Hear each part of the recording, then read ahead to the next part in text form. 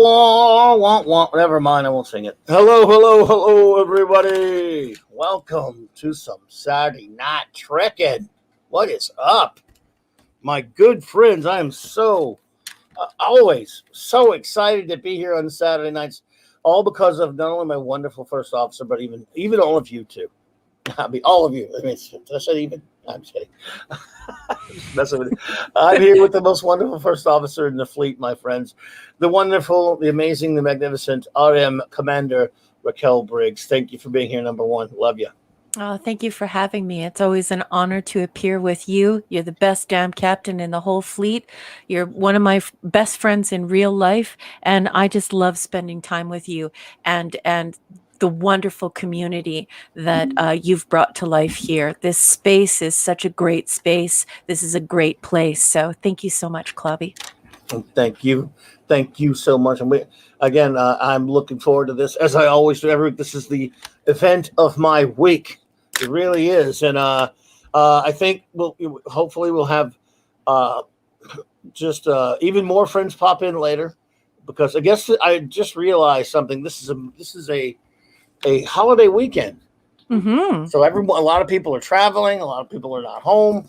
And I didn't even think about that. Didn't even factor that into 4th of July. So much to second. celebrate. Yeah. Indeed. Happy Independence Day to everyone. Yeah. Happy Canada Day to my friends from was it yesterday or the day before? Yeah, July 1st. That's right. Happy Yeah. Canada Day to my wonderful friends in Canada. And everyone, happy 4th tomorrow. And of course, I can't wait to go get some unbelievable New Orleans food and go swimming, hopefully, if the weather allows. Woohoo! And I hope you will all be having some wonderful fun, some barbecue, or something like that. Maybe some pastelaya like me. Now you're just going to make my husband Andrew jealous. I'm doing that to torture Raquel. Yes, the pastelaya. I hope. Now again, watch it rain. Now watch it rain its ass off and not even get to go do it. Knock on wood somewhere. I don't have any. Well, I could knock on my head. Oh my goodness! The whole desk. Maybe this desk is. I'll check. Oh my goodness! But yeah, I cannot wait. I love it. It's my favorite holiday of the year. Even though I don't even shoot fireworks at anyone anymore. We have a lot of fireworks, but we don't. We could go watch them. I mean, we got tons of fireworks places around here, but I never go get them anymore. And the thing is, the good thing is, well, I don't have to because I can just hear them. Let's see, 4th of July, New Year's Eve, or Christmas Eve. It's like a war zone right where I am here. I mean, for a few hours there, you can't even watch anything on TV. If I could not do this show tomorrow night.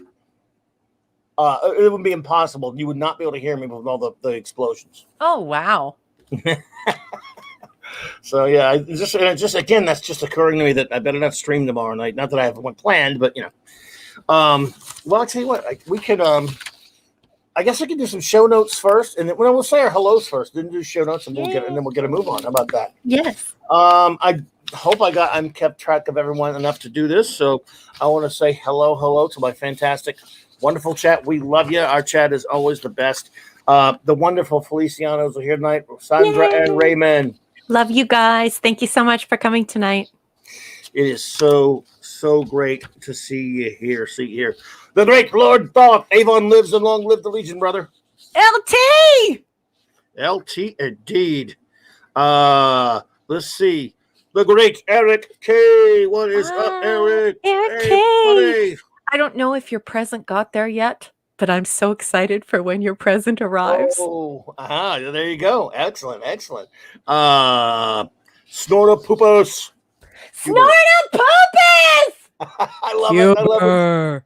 Cuber, not related, no relation to Raymond Burr, from what we understand.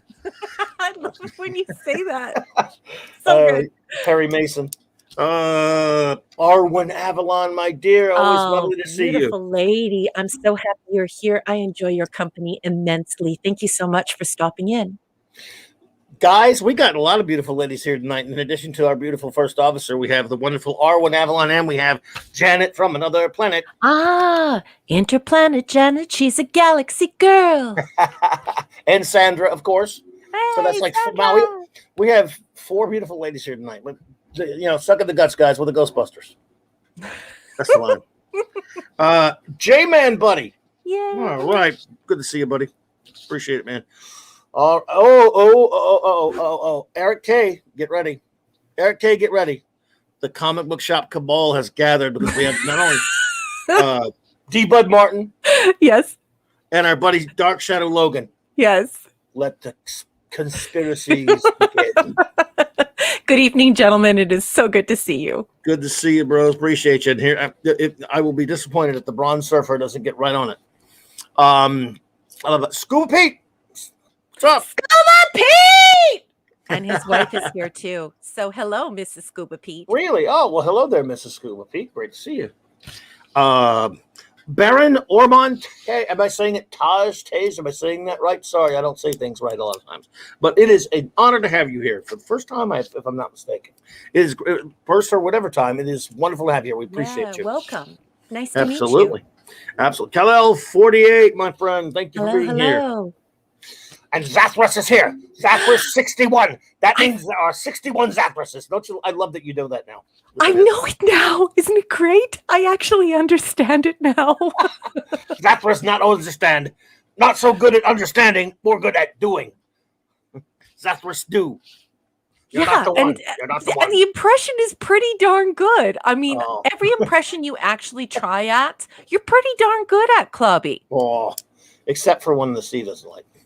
Speaking of Scuba Pete, I didn't know if you wanted me to say her name on air, but yeah, Leslie's here. So Leslie, it is so good for you. It's so good of you to join us tonight. We love Scuba Pete, and it's so great to have you here. So I hope you'll join in and make your comments and join in the community. And yeah, awesome for you to be here. Absolutely. Hello to Leslie. Thank you for being here. Great to see you. JT Kirk, buddy. All right. JT Kirk is our other winner, our other TOS community giveaway.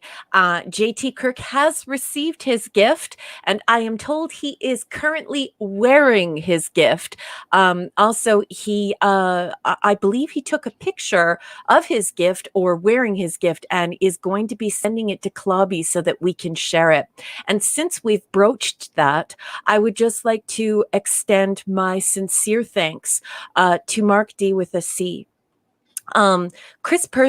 Chris Persia, who is a great friend of myself in this channel, he was correct. It is possible for me to send stuff through Amazon to Americans, but it's incredibly difficult. They don't make it easy, and you actually lose all of your Canadian history and your whole Canadian account. So rather than that happening to me, Mark D with a C has been working behind the scenes to help me with this stuff.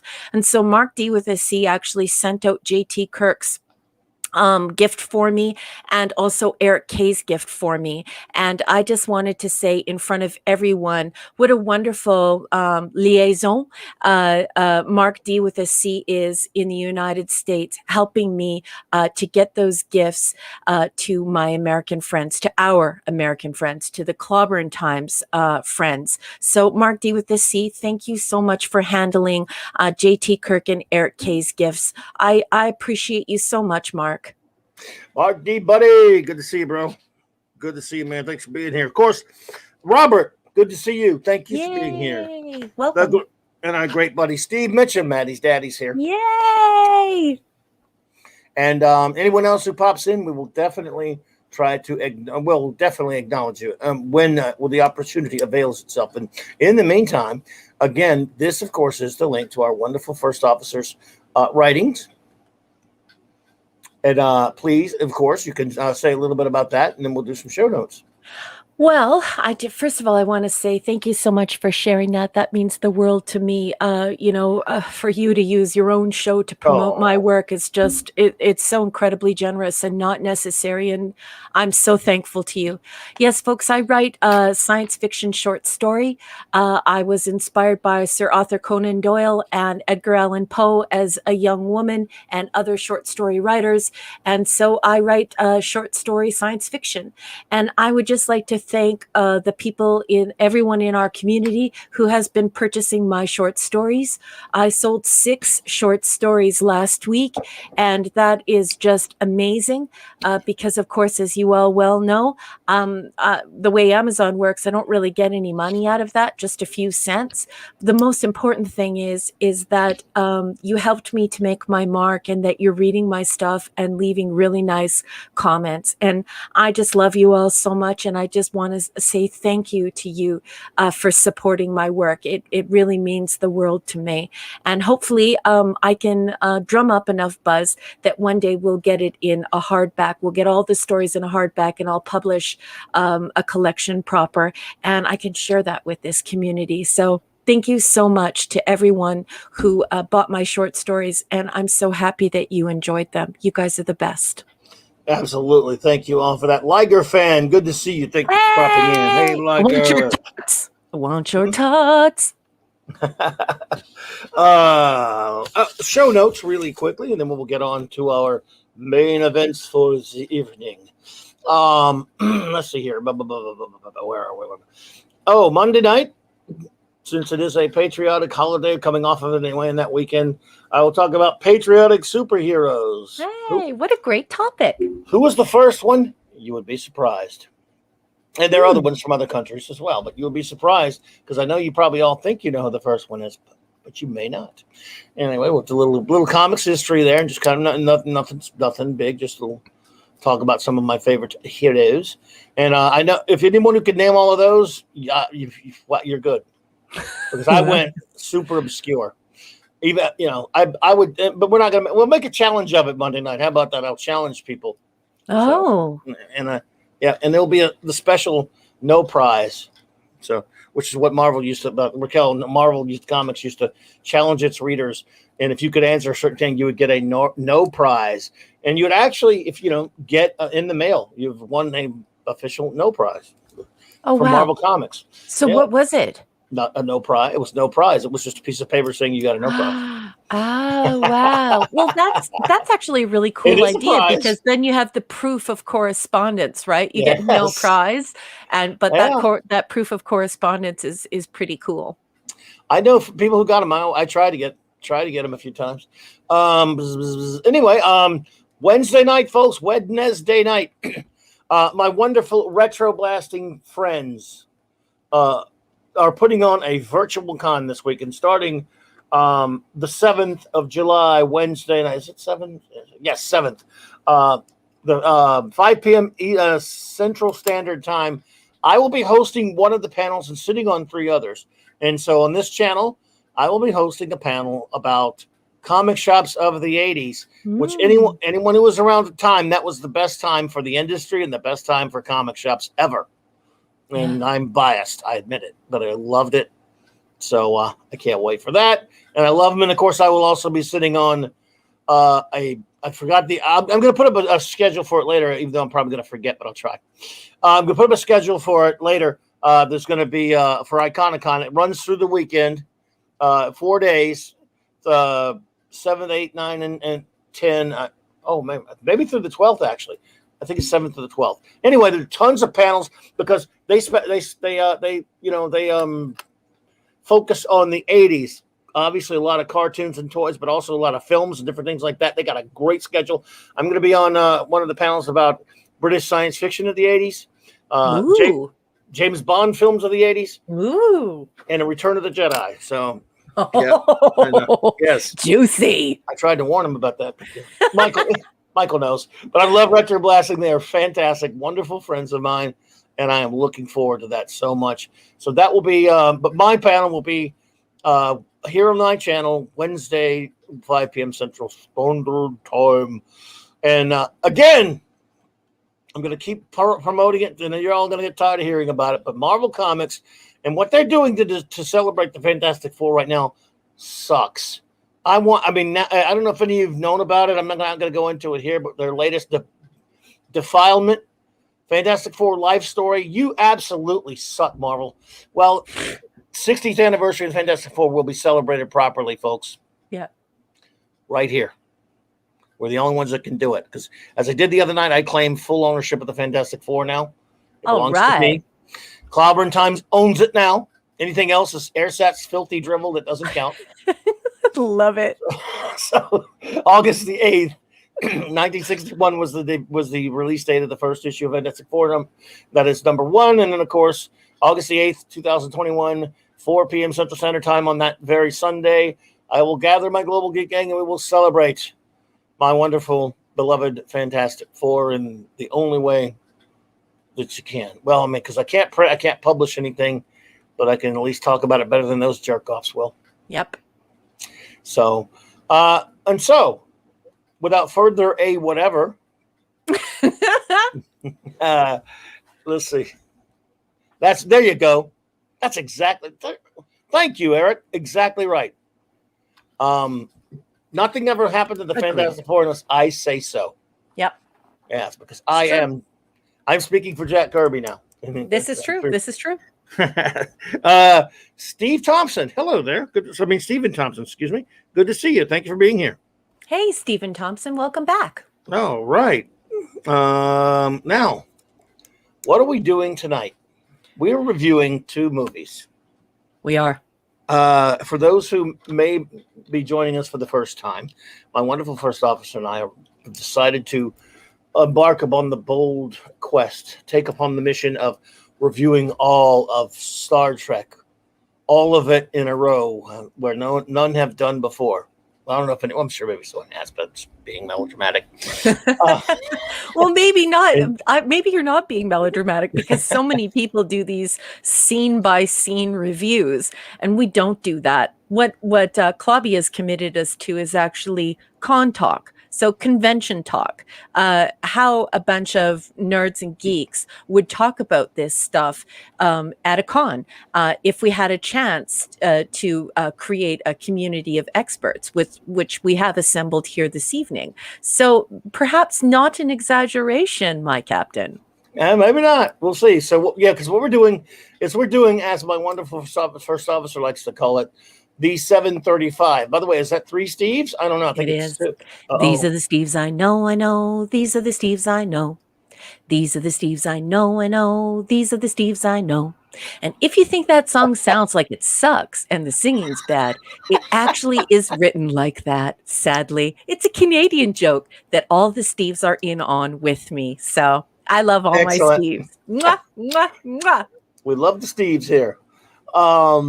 Anyway, we're reviewing all of Star Trek. And of course, for those who do not know, 66 through 05 to 735, as number 1 calls it. And we have now been all the way through the original series, then the animated series. And over the past 2 weeks, we have reviewed or spoke about, whatever word you want to use, Star Trek, the motion picture, Star Trek II, The Wrath of Khan. Then the following week, Star Trek III, The Search for Spock. Then Star Trek IV, The Voyage Home. And tonight, we will speak of Star Trek V, The Final Frontier, and Star Trek VI, The Undiscovered Country. So, number 1, if you would like to get us started, let everyone know what we're talking about, our reference, and let's just get moving. What do you think? All right, let's do it. We got a lot of ground to cover, so no time like the present. Absolutely. So, like my captain has alluded to, we're using a text called Star Trek, where no one has gone before, a history in pictures. This text was written by J.M. Dillard with an introduction by William Shatner. And the reason why we're using this is we need a launching off point. We didn't want to deconstruct every single scene and talk about every nuance. We wanted a real review, con talk. But, you still have to have a launching off point. And this is a great way to do it, because so much of what we see in our fan community and in our fan lore is factoid. And so we like to use a printed text so that we can guarantee that what we're saying to you is true, and it's not just user-generated content from various websites. And unfortunately, that is a very popular theme amongst Trekkies. So if you have this text, I have the 1994 text, so it could be off by 1 or 2 pages if you have the versions afterward. I would like you to turn to page 87, please. In Star Trek V, The Final Frontier, William Shatner got his opportunity to direct and come up with the storyline. Although Harve Bennett was burnt out on Star Trek and had already made the decision to move on, Shatner went to him and convinced him to once again produce. Bennett wanted to work with Nicholas Mayer, or Meyer, they say it both ways, again on the script. But when Mayer was not available, he brought in a young writer, David Lowry, screenwriter for the films Dreamscape and Flashback. Shatner immensely enjoyed his opportunity to direct. He said, "I had the most joyful experience of my life on Star Trek V, and it was also full of the major joys and the major sorrows of anything I've ever done. I remember having the urge to direct some of the Star Trek television episodes, but at the time, I felt directing was beyond my capabilities. I've been directing all my life in theater, and I did a number of television shows like TJ Hooker, but this was totally different. No relationship to anything I had ever done before. An eye-opener and a life-changing, mind-altering experience. But I've learned a great deal. I've learned how to put a film together. I've learned how to deal with certain people. I've learned the art of compromise, and I've learned the deadlines of compromise and the necessity of perhaps compromising with compromise." End quote. Once again, the Star Trek cast members were directed by one of their own, and all had nothing but good things to report. Shatner is great as a director, reports Leonard Nimoy. A lot of fun, very earnest and hardworking. He's a bright guy and very energetic, and we have a good relationship, and I'm having a good time. He asks advice sometimes, but he doesn't ask how to shoot the picture. That's all his vision. We talk about dealing with studio personalities, internal politics of filmmaking. According to DeForest Kelley, Shatner is a, quote, delight to work for, and I was very impressed with his directorial ability. I know that Bill had a lot of pressures on him, says George Takei, and I have enormous admiration for his ability to block out the kind of pressure from seeping onto the set itself. I know there were budgetary pressures and schedule pressures that were intense on Bill, but he was very, very energetic, enthusiastic, supportive, and helped create a good creative atmosphere. I'm grateful to him for that. The storyline involves Spock's older half-brother, Sybok, portrayed by Lawrence Luckinbill, and his quest to find God, who turns out to be a powerfully evil entity. The storyline was reminiscent of the God Thing and V'ger in Star Trek The Motion Picture, and unfortunately, it was panned by reviewers.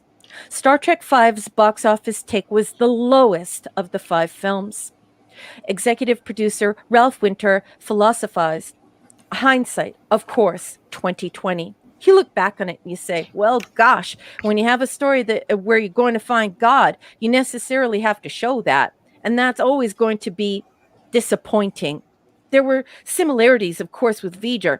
Maybe our mistake was not recognizing more of that, ... Despite the Final Frontier's disappointing box office take, Paramount was determined to celebrate Star Trek's 25th anniversary with another movie. Harve Bennett signed up to write the script and came up with Star Trek VI, The First Adventure, which dealt with a young Kirk and Spock's adventures at Starfleet Academy. But Paramount was nervous was nervous about the thought of making a movie without Shatner and Nimoy. And so the story was rewritten to include a flashback scene featuring the adult Kirk and Spock.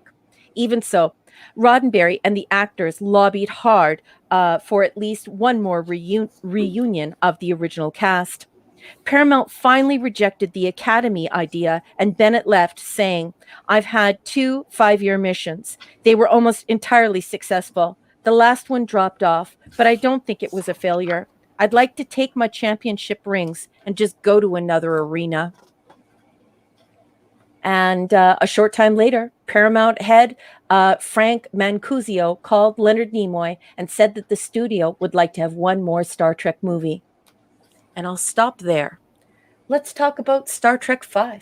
What did you think, Clobby? Well, Crazy Pineapple, good to see you. Hello there. Thank you for joining us. Well, I tell you what, Star Trek V, everybody. The movie based on a bad joke. Yeah. on a silly joke is going to have a tendency to be a silly joke in some ways. Now, again, this movie it's low hanging fruit at this point. It gets beat up on a lot. Excuse me. And I don't like to be that guy because there are certain things in the film I like, but all the stuff that I like is character stuff. It's just some of the character stuff. Most of the script is filled with a lot of dumb jokes that don't land. Yep. And just to give a little context, a little background, everyone, many years ago on the Tom Snyder show, before the film, excuse me, in the mid-early 70s, right? DeForest Kelley, James Doohan, Walter Koenig, however you want to say it, and Raquel's favorite person, the boob grabber. Yes. We're on. Everyone remember Tom Snyder? Yes, sir.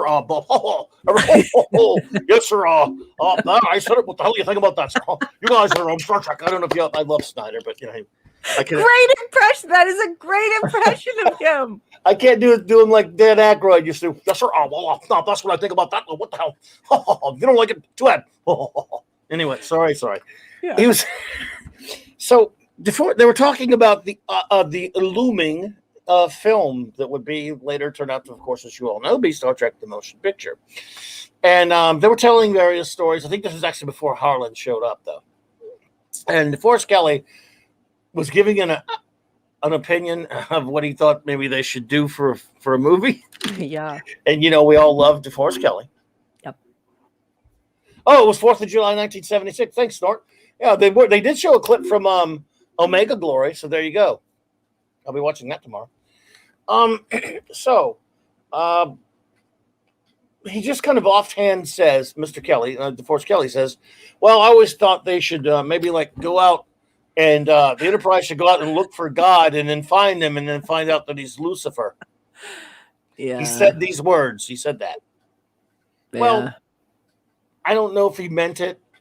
He's not a writer or anything like that anyway. I don't know if he meant it or not. But when you hear that, you go, you laugh. You don't think much of it, right? Yeah. I'll never forget. And I swear, again, there are things in this movie I like. I never forget, number one, when I first heard that was going to be the plot of Star Trek V, I immediately defaulted to that interview. Yeah. I'm like, huh? No. Please don't let this happen. Please don't let this happen. They are not gonna do. That's a joke. That's funny. That's pretty funny. What? Now, if you're gonna do that, first of all, this script. I'm trying to think of. There's something I saw recently announced, or I'm drawing a blank on it, folks, that I thought was the least thought out script of a film I've ever seen in my life, and I wish I could remember what it was because it's very recent that I was thinking about this. There absolutely zero thought went into this script. Oh, yeah.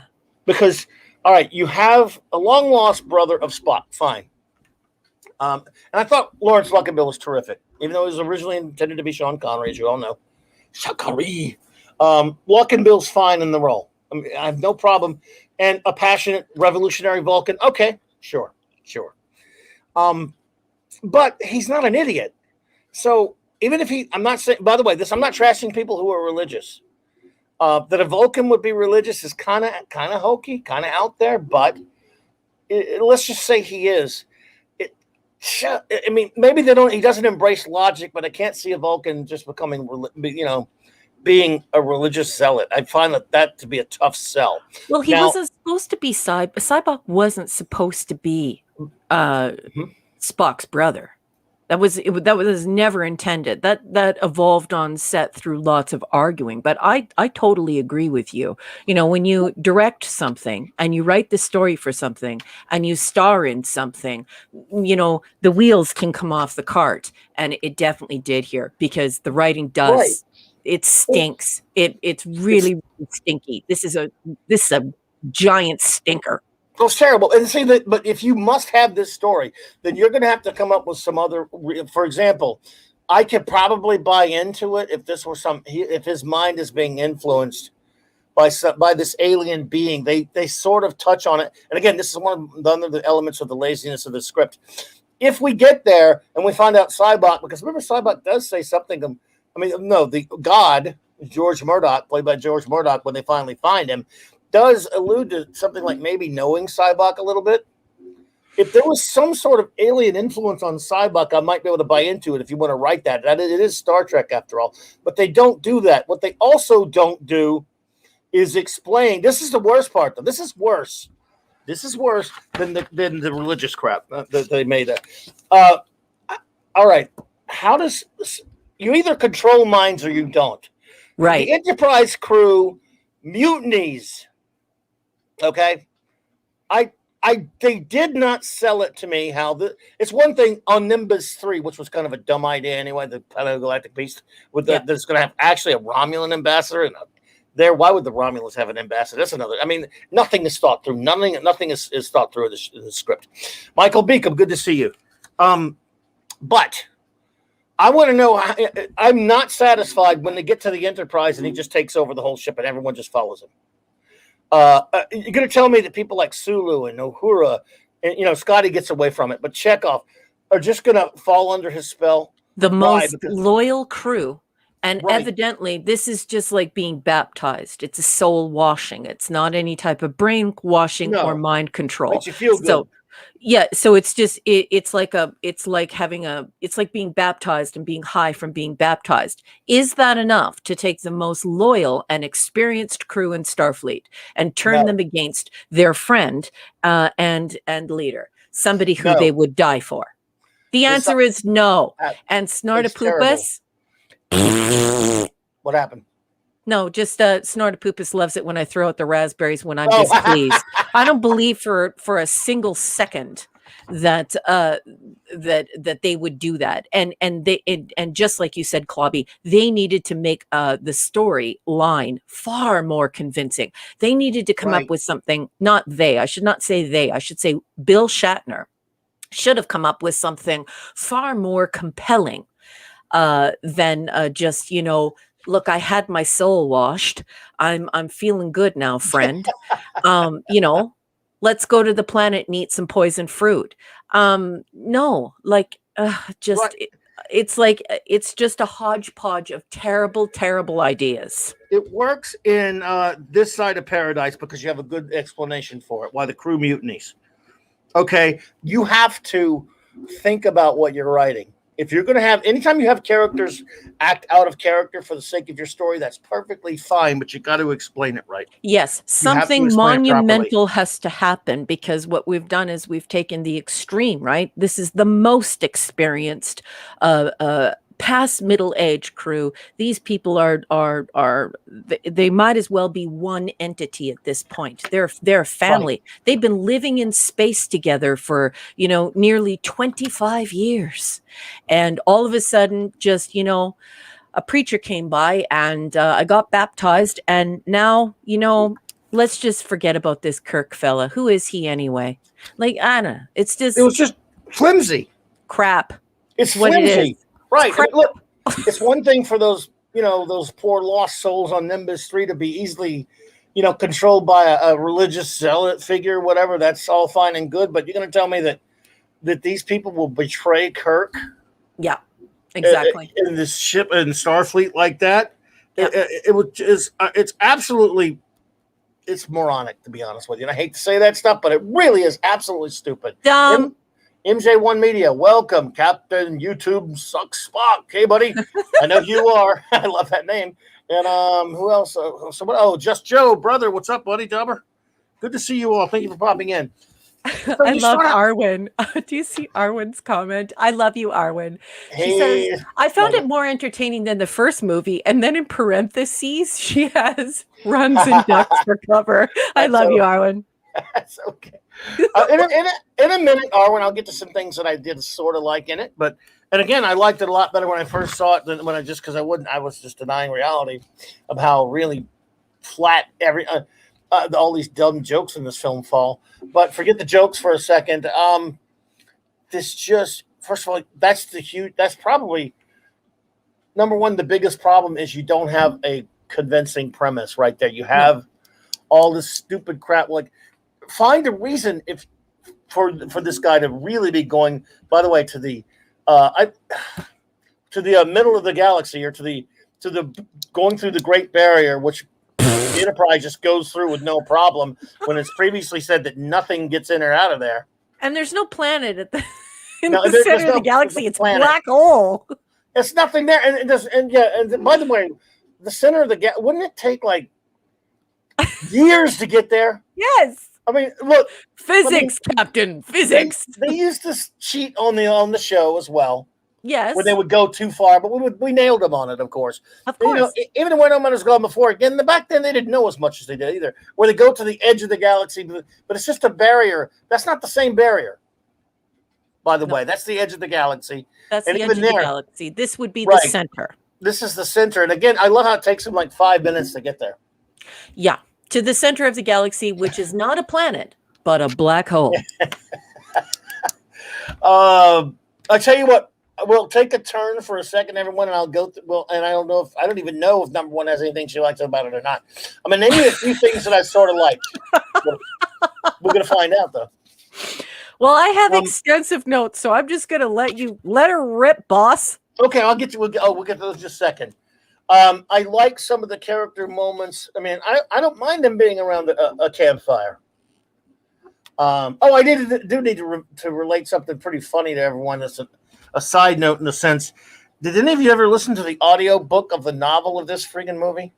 No, actually, I haven't. Okay, you know how in the film they have this supermodel who never acted a day in her life playing Caitlin Dar, the Romulan ambassador? Yeah. Or whatever she is. Well, George Takei read the book for the audio novel. Yeah. And a buddy, Claude, and I were going to a con in Houston, and we were listening. We turned that on. We were listening to that audio book. And we turned it on, and like toward right at the very beginning, and he's reading it. And then they get to her voice. I almost went off the road laughing when George Takei tries to heighten his voice and go, "I'm Caitlin Dar." He done that. He just didn't read it. He tried to do her voice. "I'm Caitlin Dar," like this, and I almost went off the road. I was like, "Oh my god!" Well, something went wrong there because also her dubbing has always bothered me. Her dubbing has bothered me since 1989.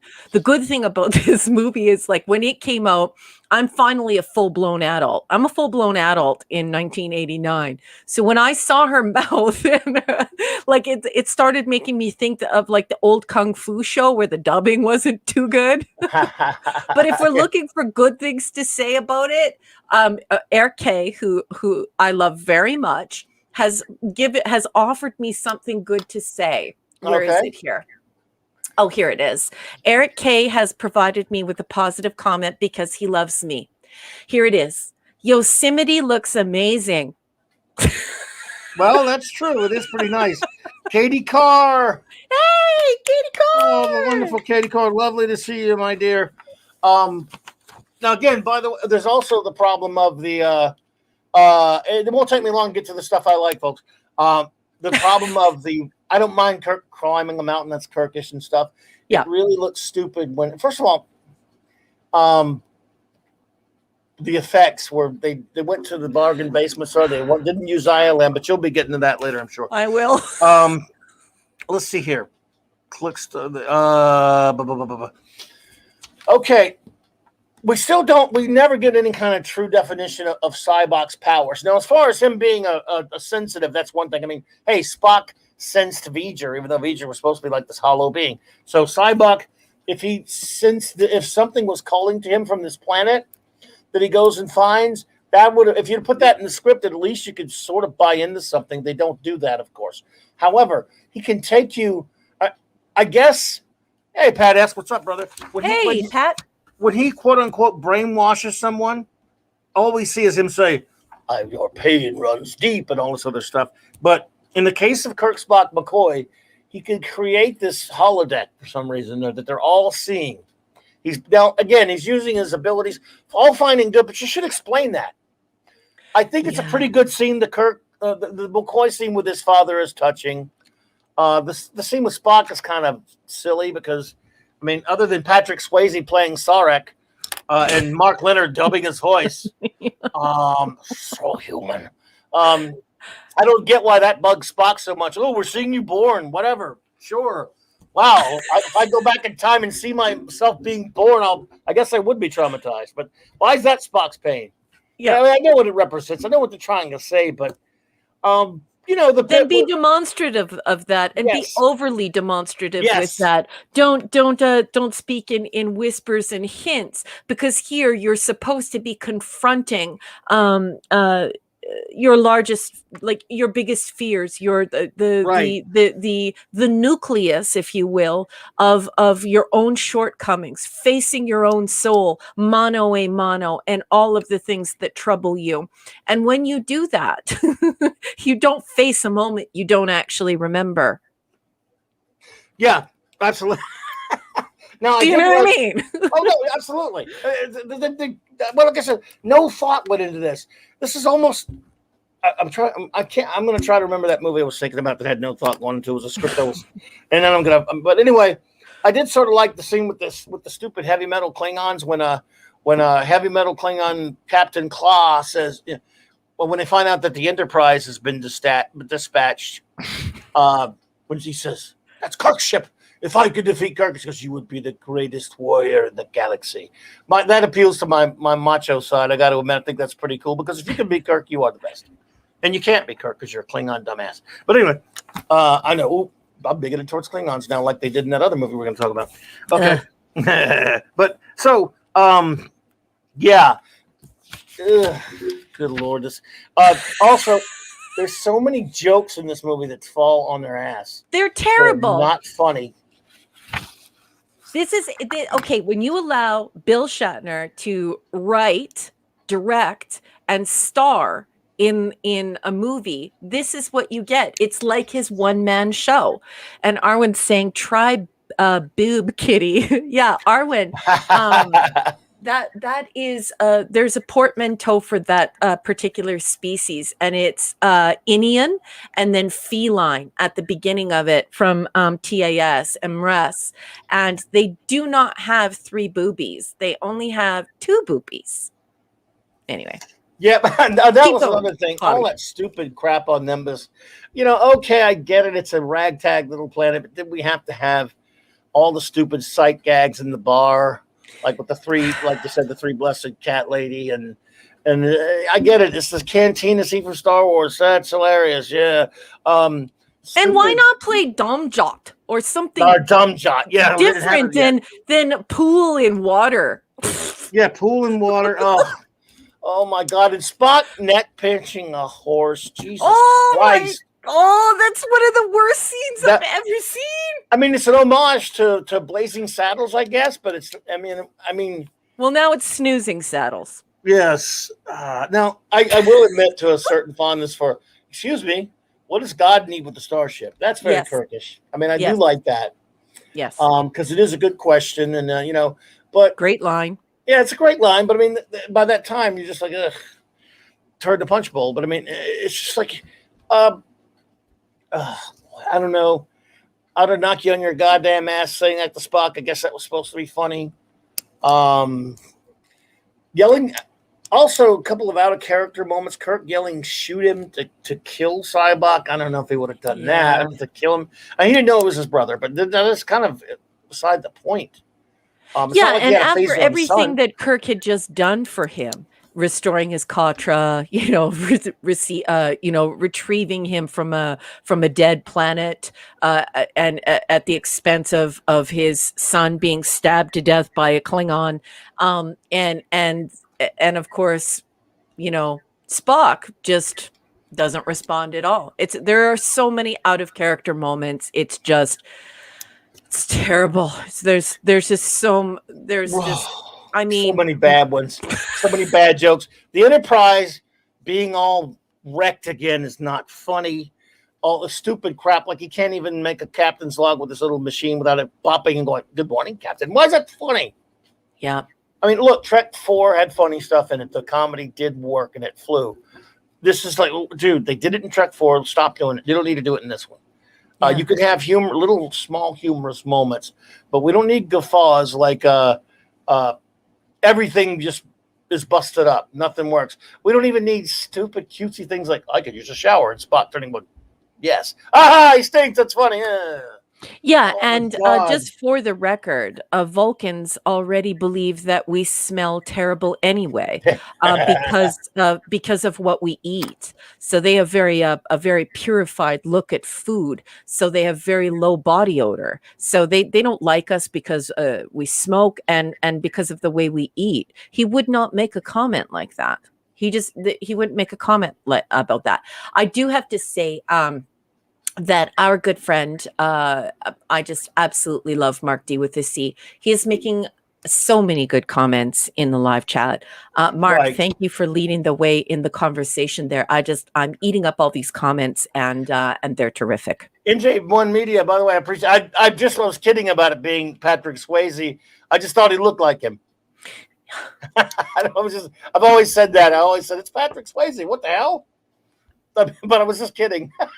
Yeah, Just Joe 47. I think that you're asking rhetorically, why is the Enterprise malfunctioning? And this is just Right. this is ham-handed because basically what it is it's an authorial device which would put the power in the hands of human beings instead of mechanical devices. So it's very ham-handed, and we could have done without it. It's okay if the ship is Right. functioning because everything that our captain does, he does with his mind anyways. I mean, you're talking about a man who talked a computer to death. It's okay if the door opens. So yeah, I'm annoyed by that as well. Excellent comment. Thank you, sir. Wasn't it just refit from the Yorktown? They just changed Yeah. Pod Racing Palpatine. Good to see you, my friend. It was originally the Yorktown, and they just put Enterprise A on there, which is fine, but it was nothing to lead us to believe that it was in disrepair of any kind. They were out on shore leave. That's another thing. All this, at least in this one, Admiral Harv Bennett, said, we need Jim Kirk. We have other ships in the quadrant, but no experienced commanders. Like, again, Nimbus 3, it's out by the Romulan neutral zone. It took them 5 minutes to get there. Yeah, literally. Like that. They didn't even sleep. So they didn't even have one cycle of sleep. Because there's only 2 stars. Apparently, only 3 ships in the fleet now, I guess. Nice. And the other ones were captained by dummies, so they had to put Kirk. You had to get Kirk out there in a busted up old. Again, how about easy ways around this in your script, folks? You simply have to do things like, I don't know, write it to where they're out on patrol. They're out somewhere just being on a normal mission, or out there just normal patrol or something like that. They're fair, and find some way to involve them without it being some dumb crap where they're ships in pieces. And we got a skeleton crew on board, and this, and they can go to Earth to the Romulan border in 5 seconds. Yeah. Maybe they could have been delivering medical supplies, or maybe they could have been there to fix the water reservoirs, or to bring in some type of water reclamation unit. It could have been anything, but you can tell, like, I love Bill Shatner, but it's just this may be the biggest fluff to date by 1989. This may have been the ultimate fluff for somebody who has an absolutely out of control ego. To have him direct, write, and star in this movie was a huge mistake. And you need to have a science fiction writer there to make sure that you've polished your boots, and you don't make mistakes that will be embarrassing for everyone. And but how are you going to do that when Bill is the director, the story writer, is starring in it, and widely reported is actually acting as the horseman. So he was actually doing all of the horsemanship on set. Well, the horse should have wrote the script then. Yeah, and possibly Mr. Ed, but yes. the horse was sleeping because Spock put him nighty-night. Just ridiculous. Yeah, I love some of the character stuff in it. There's still, again, for all my annoyance with the film, I don't hate it as much as you all think it's just coming off that I sound like. I just wish they would. Again, that story should never have been used. None of it. And again, we're talking about ways it could have been improved. And yes, there are ways you certainly could have improved it, but it's really at its core not a good idea. No, it's not. I love this comment from JT Kirk at 58 minutes past the hour. He says, who is a worse writer, Shatner or Stewart?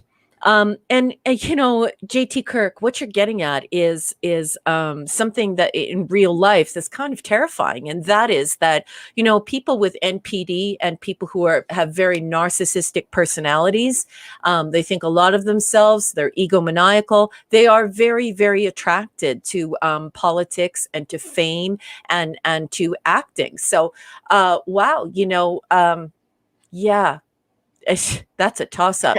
Throw me a coin, JT Kirk, and we'll have a talk. I would say that Shatner's not. You know, I'd say it's probably Stewart, because he's at least Shatner. Well, I just don't think Shatner's a writer. Even when he did those, I actually like some of those Kirk books. I got them all and read them all. Those are really by Garfield and Judith Reeves Stevens. Yeah, but he did plot it with him. But yeah, those are written by him, so you can't really count it that much. But I don't know. Patrick Stewart's is even worse to me, if that's possible, just because of what he's been a part of. Yeah. I didn't read any of the Tech War stuff. I maybe watched the show a little bit, but so I don't know about the Tech War thing. I didn't read Tech War. But that was, I think, I forgot who wrote that for him. Was it Ron Goulart or somebody like that? I don't think he wrote that. I think it was probably Ron Goulart wrote Tech War for him or something. So he's not a writer. I can't see from here. It's behind me in my collection. Oh, but yeah? Okay. I can't see it from here. I can't remember who wrote that for him, but anyway. Hold on for 1 second. Let me just grab it, honey. Hold on. I just got to pull my earphones out. I'll be right back, darling. Oh, no. Okay, no problem. No big deal. But I like the Kirk books, though. But again, they were written by the Garfield and Judith Reeves Stevens, are good Star Trek writers. I hear you, Katie.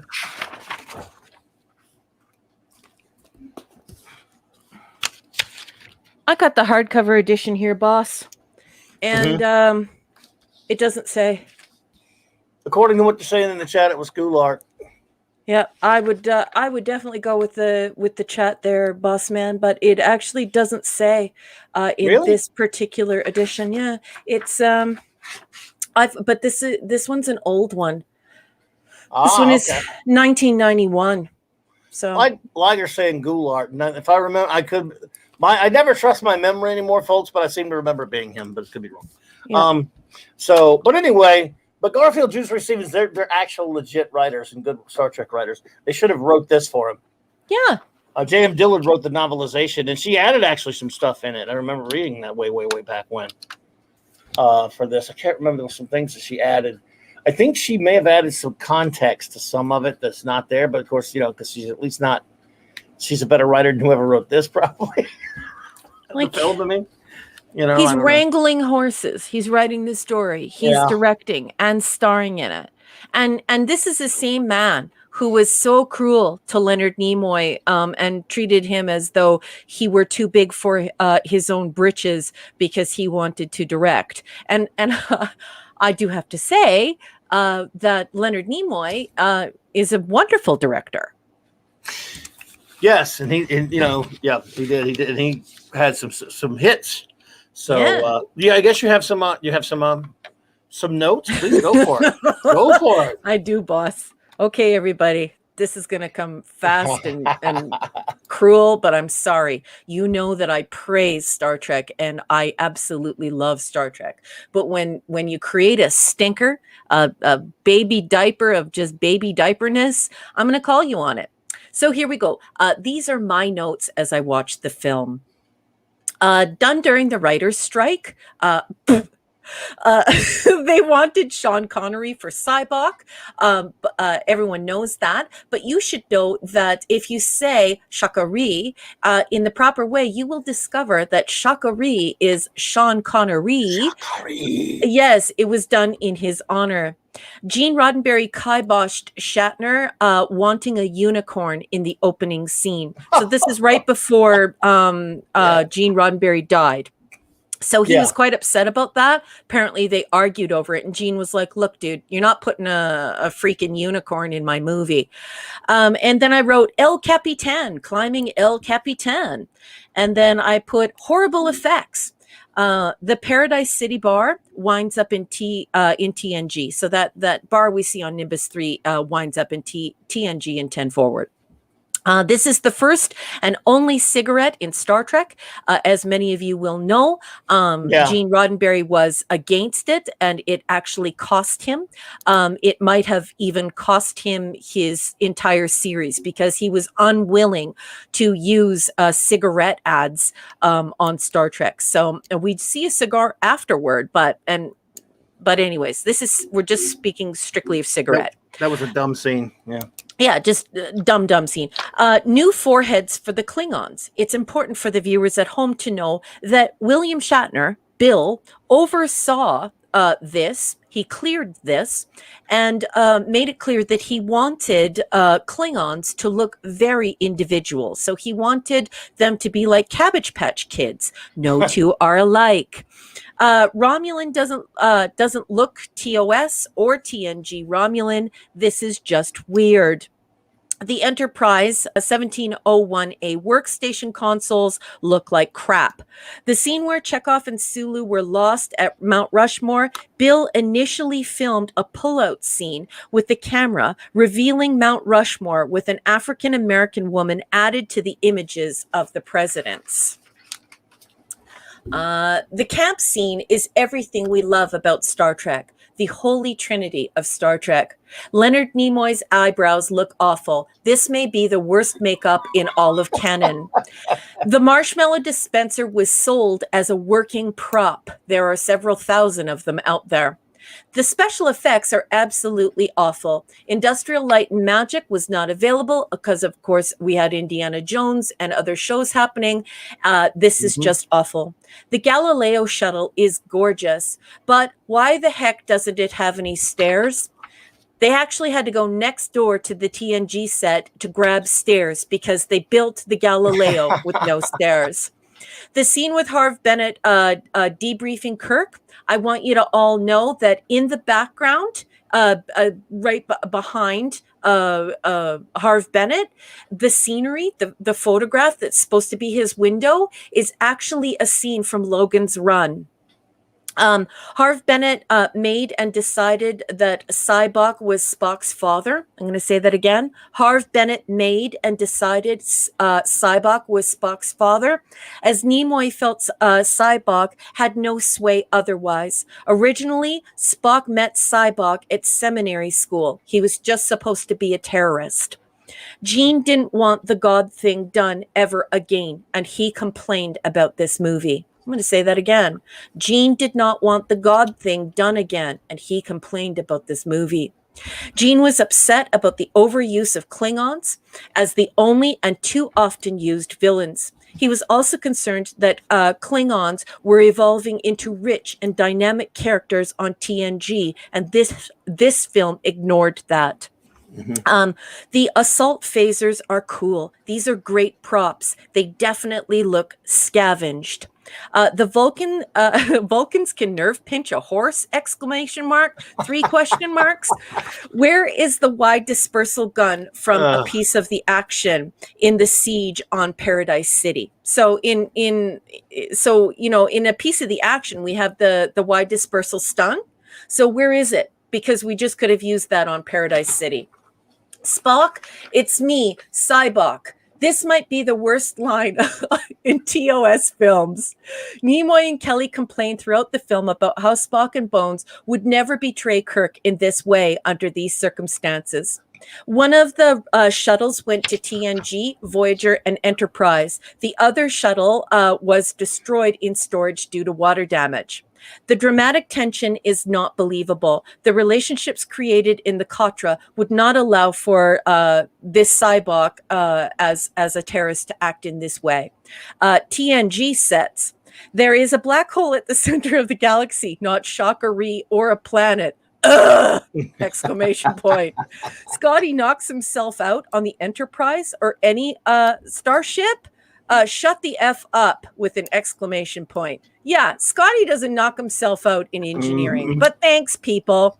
Interior is bigger than the exterior. Spock with Kirk and McCoy jetting upwards on Spock's boots. Spock in Boots should be the name of this film instead of Puss in Boots.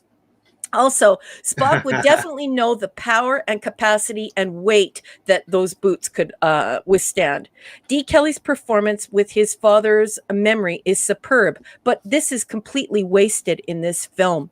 Cybok's power sucks. Why would McCoy, after being tortured on the empath, give in to an illusion?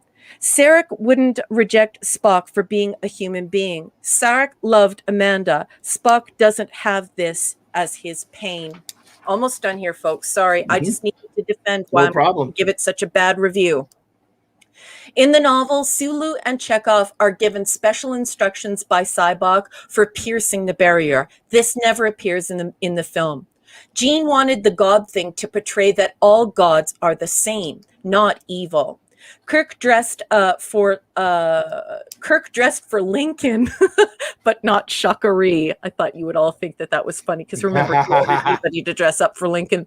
Yeah. This is the background from Planet of the Apes when we land on Shakari. So if you see that landing on Shakari, that is the background from Planet of the Apes. Oh, wow. They recycled the TNG transporter, so the transporter scenes are from the TNG set. Cybok gets a haircut we never see. Yep. Philosophical quest, not an action film. When I was a young woman, this cemented the inner voice of agnosticism. It watered the seed of my doubt. This is the God thing that was rejected by the studio. People compare this God to Stalin. Some people say God should have been Gary Mitchell, which I think is very interesting. Cybok joins with God to be at each other's throats eternally. So this is like the alternative factor. Demon Rocks were canceled but planned.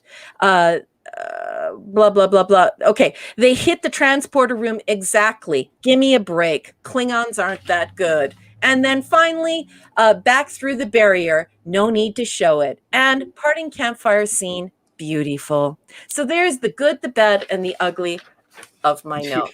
Lots of complaining. I apologize. No, don't apologize for anything. It's well deserved. I mean, so many things wrong with this film. It's a shame that you got some nice character stuff in there, but it's so filled with so many absolutely horrible decisions in the script that it's mind-boggling how many mistakes they make and how many dull, flat jokes they have in there. I mean, some of them just fall flat. Why are there really 72 damn decks, by the way? 72. I think it was the number, right?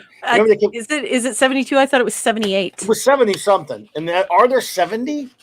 For God's sake, even if you got in that part of the ship running it from the secondary hull to the primary hull, going all the way up, I don't know. I mean, maybe there are. That's fine. But remember, they kept getting the numbers out of order when they were flying.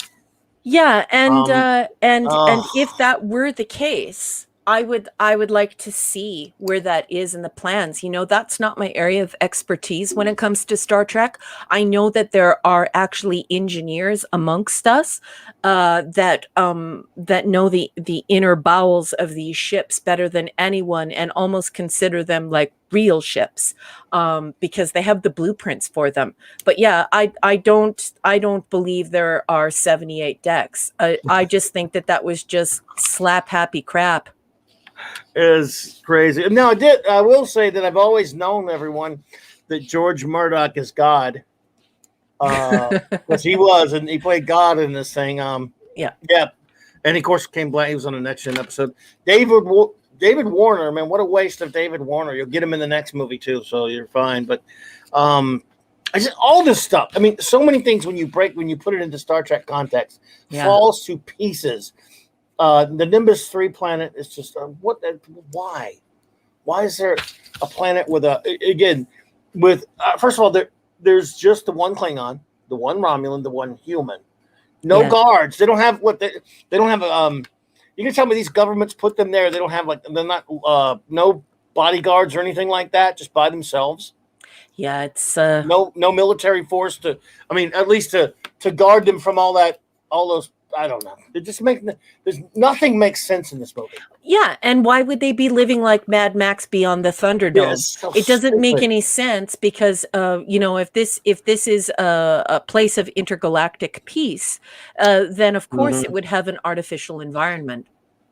Yeah, it's Yeah, JT Kirk is ringing in here. And like I said, ship, the actual engineering, I'm not an engineer, I'm a social scientist. So that's my area of expertise in Star Trek. But JT Kirk, my good friend here, has chimed in at 14 minutes past the hour. And he says, Raquel, the Enterprise D was far larger than A. Yes, it certainly was. And it only had 42 decks. Yeah, absolutely. And again, Mark D, that's a good point. Shakari, a vision you created, and it turned out been imprisoned in this place, and the ship, and it wants the ship. Okay. Yeah. I love that first line, though. A vision you created. When I was a young woman, that very much changed the things I believed. That started moving the gerbil wheel at a higher speed than before. Yeah, well, absolutely. And Phoenix Argus, good to see you there, by the way. Good to hey, Phoenix! So much is wrong. Well, the movie's pretty much already dead by this point, but this alien being, again, no thought was given to the being either, because it apparently it sort of talks like it may have some connection to Cybok, or it knows something about him.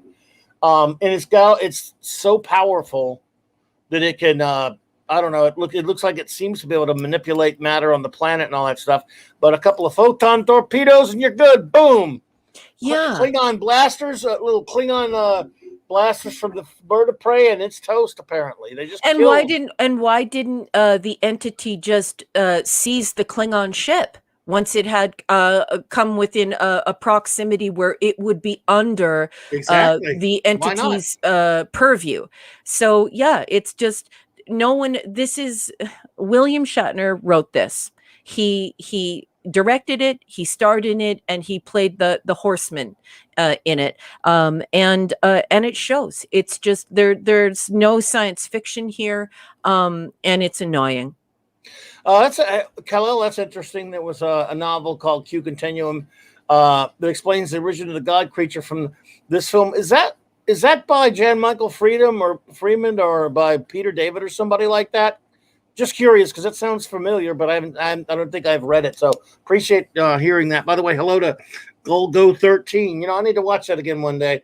And good, and I like that name, Golgo 13. Disaster area and your Muslim uncle. Hello. Good evening, gentlemen. Yeah, and Jobber, where did your comment go? Yeah, the apologizing thing. Isn't that ridiculous? It reminded me of like the Sylvester and Tweety show, like when the granny would like make Sylvester apologize to Tweety. That was the weirdest scene. It's just it's isn't it awful, Jobber? It is awful. That is just for those of you, I've learned his nickname through my good friend Clobby, but that would be under, what's his handle again? Just Joe. Just Joe. Please look at Just Joe's comment that he just put up. The Klingon captain has to apologize to Kirk at the end because his fat old worthless ambassador told him to. Yeah, it is 100% the granny, Sylvester, and Tweety. It was a good one. It was really stupid. Daryl the Derelict, hello there. Good to see you. Hey, welcome. First time seeing you here. It's great to see you, my friend. You could go. I mean, it would take forever to go through all the really dumb things. Yeah, I'm very easy to put. Hey, Arwen, look. No. Yeah, I'm with you. Can we read that? I love that. That's great. Just for people who are participating in the podcast and not the live chat. Okay, go ahead. Arwen Avalon says, I'm very easy to please, but that Klingon apology made my eyes roll back so hard, I cracked my skull. Captain, I love you, Arwen. Captain, please, not in front of the Klingons. Oh, no, that was even worse. I hated that moment. It was so annoying. Oh, Greg Cox. Okay. I got you. He did the Eugenics Wars books, didn't he? Thank you for that, Kal-El. Appreciate you there, man. It was a good one. Okay. Well, again, I'm sure it made. I'm sure that he made a better explanation since he was an actual writer for the stupid alien. You know, that alien also reminds me of the one from Skin of Evil in a sense. That is true. Cavatino, hello there. Good to see you. Lord Toth we're getting there, buddy. Ready for some ratings? Pushing us for ratings. Okay, so are we ready? I can give yes, Captain. I am here, and I have assembled my report. Okay, dope. Good to see you, Cavatino. All right, so start with your report, give your rating, and then I'll give mine. Then I'll ask our wonderful chat. Bill, I love you, Bill. I'm so happy that you were fluffed in this very, very vulgar way. This was the most flagrant use of public fluffing I've ever seen, but I do love you, Bill. This never ever direct, write, and star in a show in a movie ever again. I love you though. C+, honey. That's all you're getting from me. C+. It's tough for me to rate this one, but because there's still things a few things I like in it, but I'm going to have to be cruel and I'm going to have to go with a D+. I'm sorry. Because because it really, and the biggest reason, and I'm going to shock some people on my next review, but on this one, you shouldn't have done that story. Should not have been done. Not at all, but if you were, you could have done it 10 times better than that. So everyone in the chat, please give your review, your rating now, and we will take a look at that. Clobby is ready for you. And if you're new here, I want you to know that we love reading your comments. So if you have a little comment, a little snippet afterwards of, just to talk about why you gave that rating, we'd be happy to read that for you. We're here for you. You're our community. So feel free to go ahead and leave a comment as well. Oh, yeah. And by the way, I still have, look, this is, as strange as it sounds, I still have kind of a place in my heart for the movie where I can watch it because I love these people so much.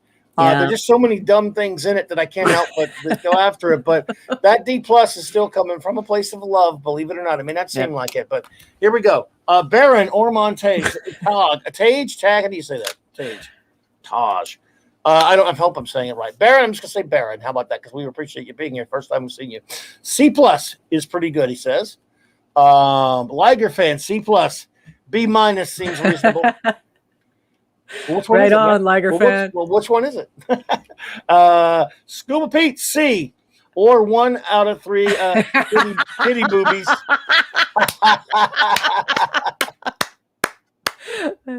Oh, my goodness. Sandra Feliciano, C. The only way the movie makes sense is Doomcock's theory. It's a dream.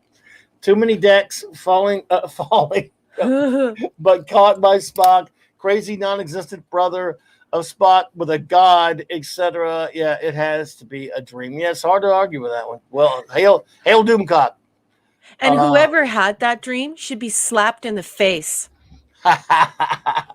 Dark Shadow Logan, D. I couldn't help but notice. Your pain. It runs deep. Share it with me. Oh, sorry. Bad story. Fall on the face. Yeah, some of the jokes really just bomb. I mean, they explode in your face and burn your face off. Tybach. Spock's Jim Jones. Heaven's Gate brother was laughable as a Vulcan. I need my pain.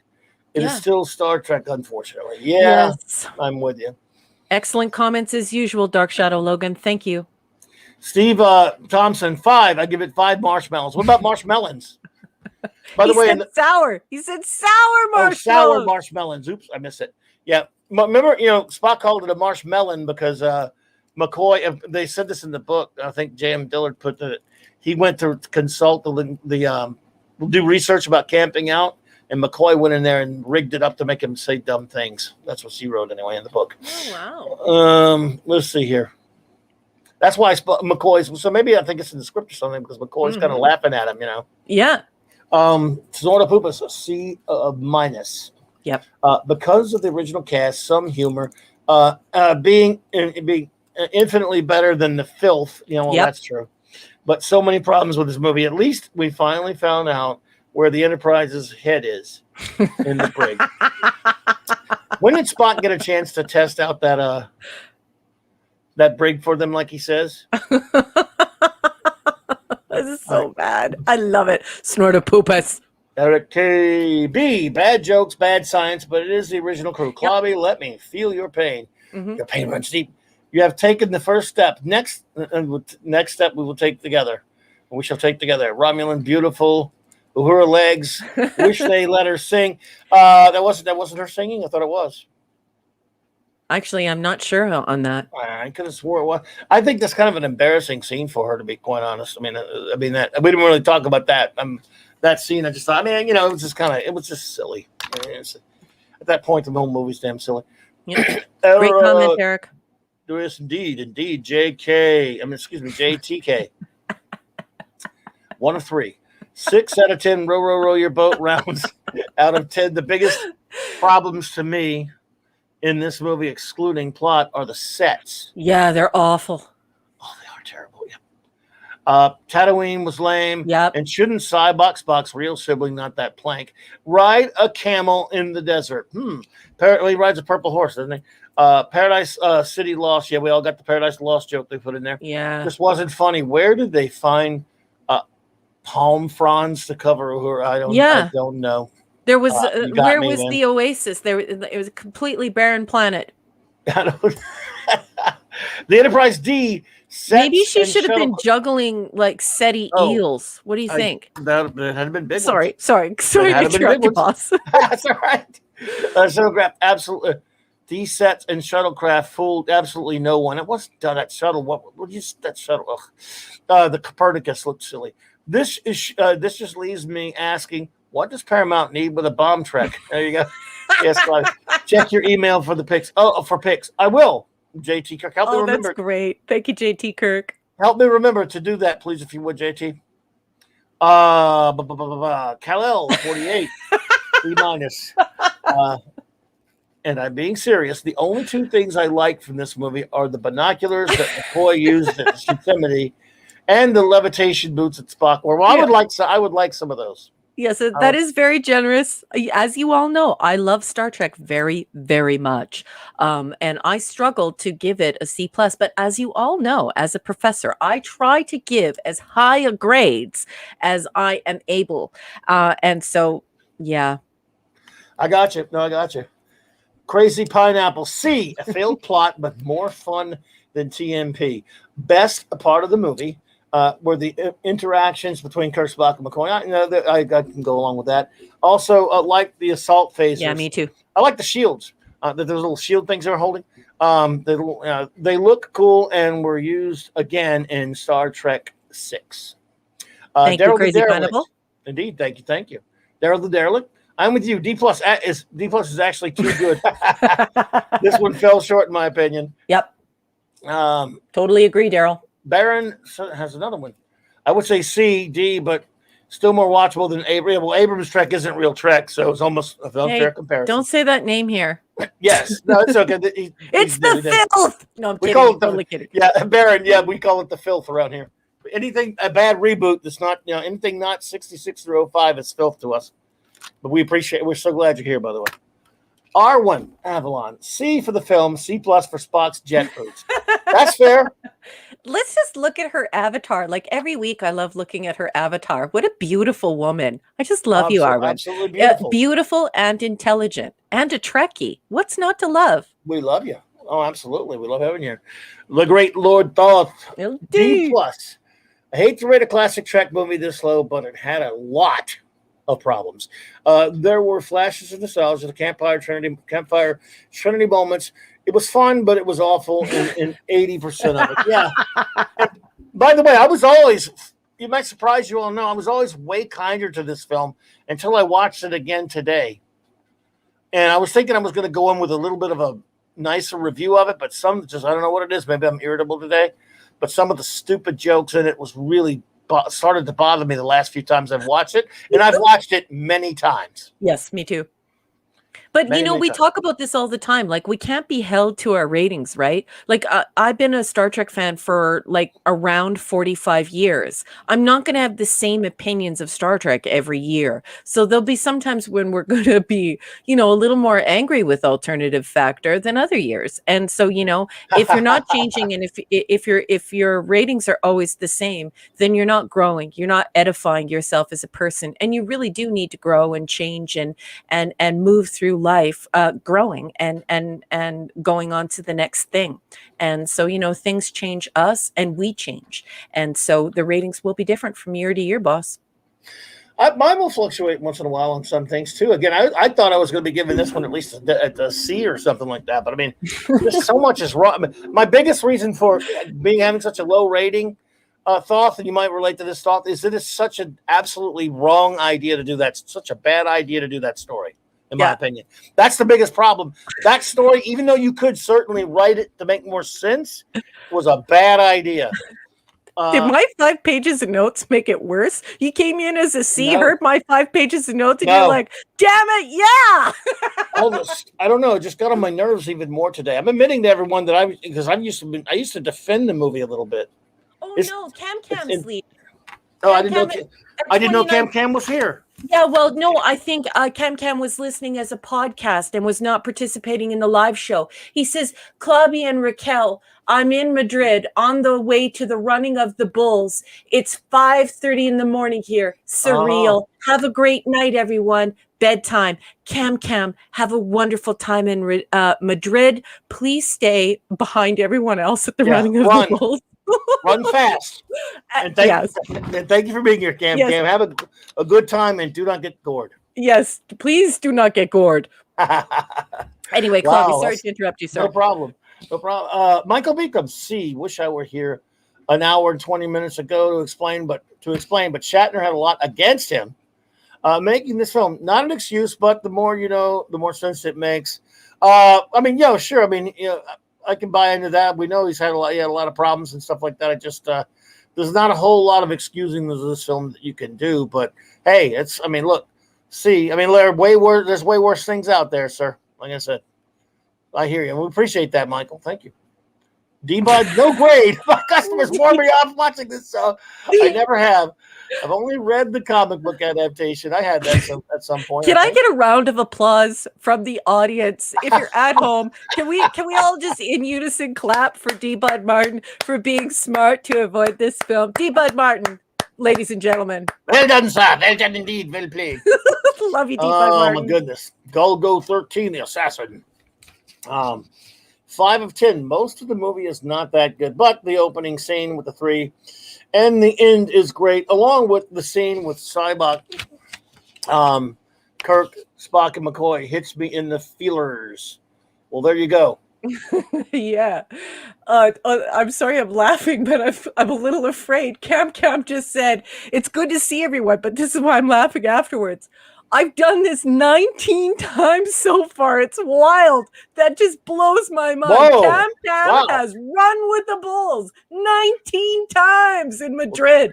Cam, that's a lot of dice rolling. Wow. Please be careful, Be sir. careful. Well, you're a veteran, so you probably got this then, so that's good. The Great Pat S, C-. If they ever get a third ship, they should name it the Slave One. I hear that name is free now. Star Wars politics. Pat, you brought your Star Wars politics here. Let's see here. MJ1 Media. In terms of action, I'd give it 7 phasers out of 10. Okay. In terms of story, I give it 6 VH out of 10. In terms of sex appeal. I give it 1 sax out of 10. Overall, I rate it a D-. That's a lot of ratings there. Thank you. The 1 sax out of 10, then you must be referring to Kenny G. Thank you, MJ1 Media.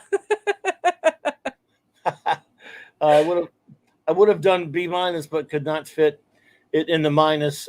Fit in the minus the 200. Oh, the characters. Okay, I got you. Raymond. D+, 5 Raquel Raspberry squared. Too many plot holes, but if you take Overlord DVD's theory that this is Kirk's dream nightmare, this is somewhat plausible, but not much. Yep, That's the I first agree. half of it. Let's see if I can find the second half. Well, when I can't, there's second, there's two. All right. Yes, an S, yeah, there you go. Like an S thingy there. Instead of all shortcut, he those stupid puts decks, Esh an S and cut, snort. That's great. all those stupid decks, and now we know where Mikey Spot came. Come. Ew. Came come. Can we forget this was made? I don't know. This pain is poison your soul, right? Let's see here. Who we got next? Just Joe Jubber. D. Nonsensical plot, cringe humor, out of character moments, and mediocre to lousy effects. Christopher Lloyd to the cast after he read part 5 script. Get out of there! Oh yeah, he's scrawling. Get out of there! Shatner's out of his mind. 5, 4, 3, 2, 1. I love how you do that. That was wonderful. Okay, let's see. I think. Oh, there's Mark D. I was wondering where Mark D was. C plus, 2 out of 5 C boots. It was the best of times. It was the worst of times. Great character moments, but the movie is a mess. Yep. With too many lame jokes and spurpees. 1/2. I love you, Mark. I'd like to ask God that when he gets a starship to give me a ride out of the movie. Showing track the speed. The ship. I must join with it. So bad. Gotcha, Raymond. All right, let's see. I think we may have got everybody. Oh, a sax refers to the jazzy saxophone that plays during the adult film scenes. I gave it 1 in regards to the cat lady alien chick. Yes, I got that. It's just I like to make fun of Kenny G. I'll have to apologize to you there, MJ1 Media. Good to see you, your Muslim uncles. I gave it an icon. I don't know what's on a circus tent or something. It is a circus tent. Because so he's giving it a circus tent. Okay, there you go. Very nice. I think we got everyone. Baron, yep, the filth indeed. I think we got it. Okay, well, look, everyone. Scuba Pete. 5, 4, 3, 2, 1. That's what Scuba Pete put up there. Now the Jerry Goldsmith work, even though it's not his greatest work or anything, he still did a fine job on the score. But he's Jerry Goldsmith, so he's a genius. So, Steve Mitchum says, "Clobby, you're always missing me. I'm starting to take it personally." Dude, did I? I'm looking now. Where were you? I can't. Oh, there we go. I got you, dude. I got you. Where's he? I'm way behind on the chat. I have to keep the chat still so I can read them all, man. So no, you're good. In fact, I'm having to backtrack a little bit. F. I couldn't help but notice you're paid. You're paid at sufferers for this movie. Yes, Steve. This is true. This is true. Did I miss anybody? I'm trying. Oh, there we go. Almost missed Phoenix. There we go. We got Phoenix. Don't miss Phoenix. B- for Phoenix August, Star Trek 5. While I do enjoy the character moments, the story is horrible and the attempt at psychology fails. And this feels more of dump on religion than anything else. 1 of 6. It does. It is that very much. Yeah, Mm-hmm. I'm sure it is. Hang on. Let me just make sure I didn't miss anyone. I think I got that's part of. Okay, I just want to make sure I'm not missing anyone. If I am, someone speak up so we get to the second part. Okay, there we go. Your numbers are at the back. That's what confuses me. Okay, anything else? Vulcans, although they are spiritualistic with echoes of Buddhism, there is no chance for a Vulcan, even an emotional one, to become a religious zealot.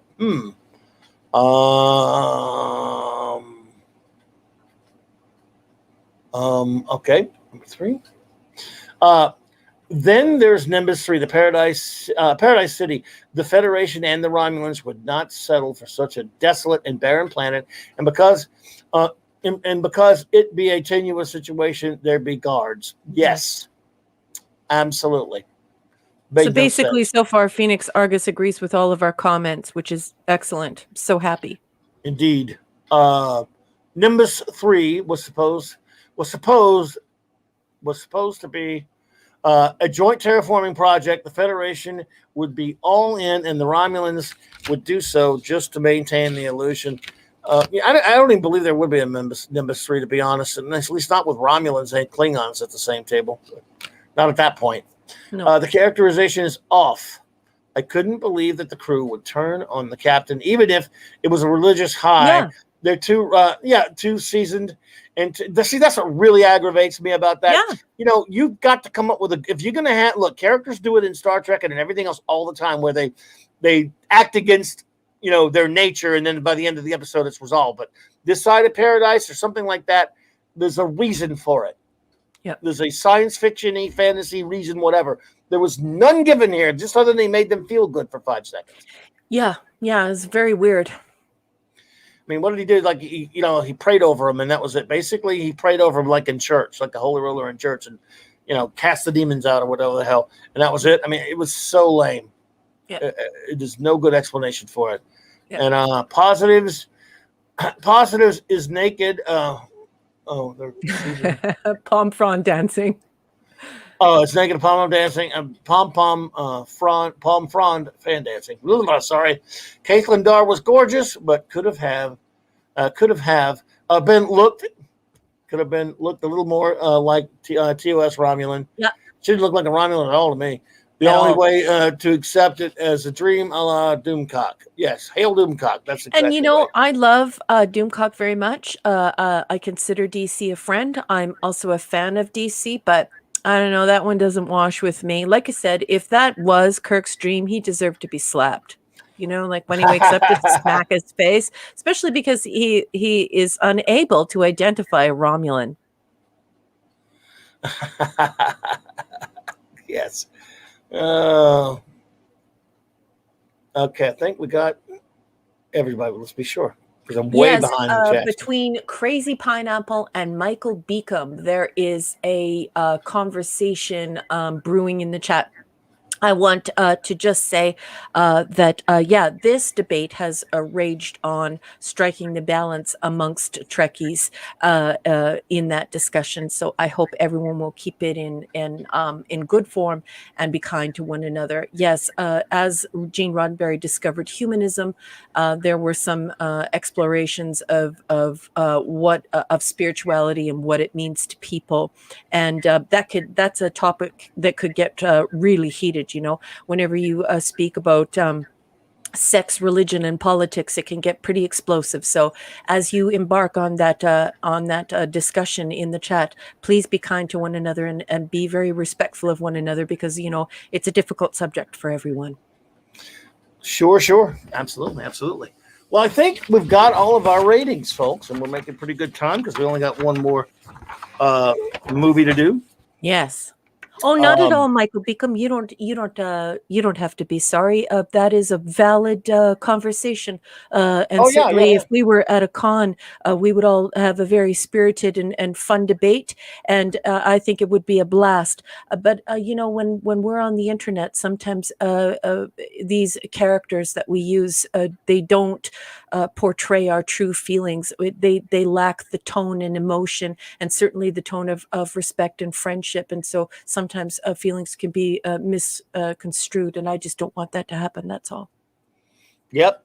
All good. That is a good point, Steve Mitchum. If you look like Arwen, I would never forget you. Sure. That is true. Maybe you should start using Arwen's avatar. Yes. I'm not suggesting that. I'm just kidding. But maybe everyone should. Oh no, that would be it. Daryl, I didn't see. Let's see, Daryl. With this movie, Barf needs to give us a reading of Hail Mary, full of grace. There you go. But no problem there, Phoenix. You're good, man. That's me tripping all over myself. You're fine. I write the same way, bro. Appreciate you. And it's really hard to type in a live chat, especially because you Yeah, it's can't fine. hit return and you only have a few seconds and you're trying to get your statement out and you're very limited in characters. I think it's Yeah, it's good. 190. So don't be too hard on yourself. Yeah. We don't mind at all, Phoenix Argus. You're good, buddy. You're good. And well, our next film will be. Are we ready? Are we ready to move on? Uh-oh. The Undiscovered Story. Yeah, December Star Trek 6th, 1991. The Undiscovered Continent. Oh, sorry. Are we ready? Ready when you are. Go for it. Yes. So please turn to page 94. Let's make sure we're copyright compliant of Star Trek, where no one has gone before. A History in Pictures. Text by J.M. Dillard with an introduction by William Shatner. This, of course, is from 1994, my copy, but there are copies thereafter. Okay, so I read this particular line. I'll read it again. I'll just pick up where I left off. A short time later, Paramount head Frank Mancuso called Leonard Nimoy and said that the studio would like to have one more Star Trek movie in time for the 25th anniversary of Star Trek in 1991. Leonard Nimoy very quickly came back to him with the idea of doing a film in which the Klingons were experiencing trouble that mirrored what was happening in the Soviet Union at the time. Nimoy postulated that the Klingons had suffered a Chernobyl-like disaster, which was compounded by the fact that they had overextended themselves on military spending. Mancuso asked if the story would include a character similar to Gorbachev, and Nimoy replied, absolutely. Nimoy agreed to be the executive producer of the film and indicated that he would like Nicholas Meyer to write and perhaps direct the movie. In the event that Meyer decided not to direct, Nimoy would direct it himself or find someone else for the job. Nimoy met with Nicholas Meyer in what Nimoy describes as a classic walk-on-the-beach meeting. The two men discussed the ideas of the film and decided that Kirk would be the point man of the peace effort, the logic being that just as only a conservative like Nixon could go to China, only a man with Kirk's history of antagonism towards the Klingons could succeed in winning peace between the Federation and the Klingon Empire. This idea became the touchstone for the film's dramatic tension. In the end, Nimoy acted as executive producer of Star Trek VI, and Nicholas Meyer directed from a script he co-wrote with Denny Martin Flynn. In the production, there was a scene from the very beginning that this would very likely prove the final film with all the original cast, said William Shatner of the experience of acting on Star Trek VI. It was a very pleasant experience, filled with nostalgia, even in the act of making it, realizing that this was the last and that I would probably not work with these people again, especially Leonard Nimoy and DeForest Kelley, who are old friends. You've got to understand that making Star Trek movies has always been like getting together for a family reunion, Nimoy adds. When we got together this time, we all knew this was going to be the last family reunion. There was a lot of emotion attached to this one because we knew we were never going to do this again. A very weird a quote there. It's hard to believe, says D. Kelly. Sometimes you think, my God, has it really been 25 years? Who would have ever thought we would still be together for this many years?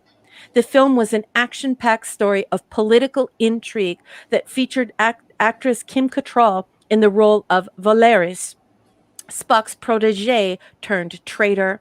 Meyer gave the film a relentless pace and gritty claustrophobic feel.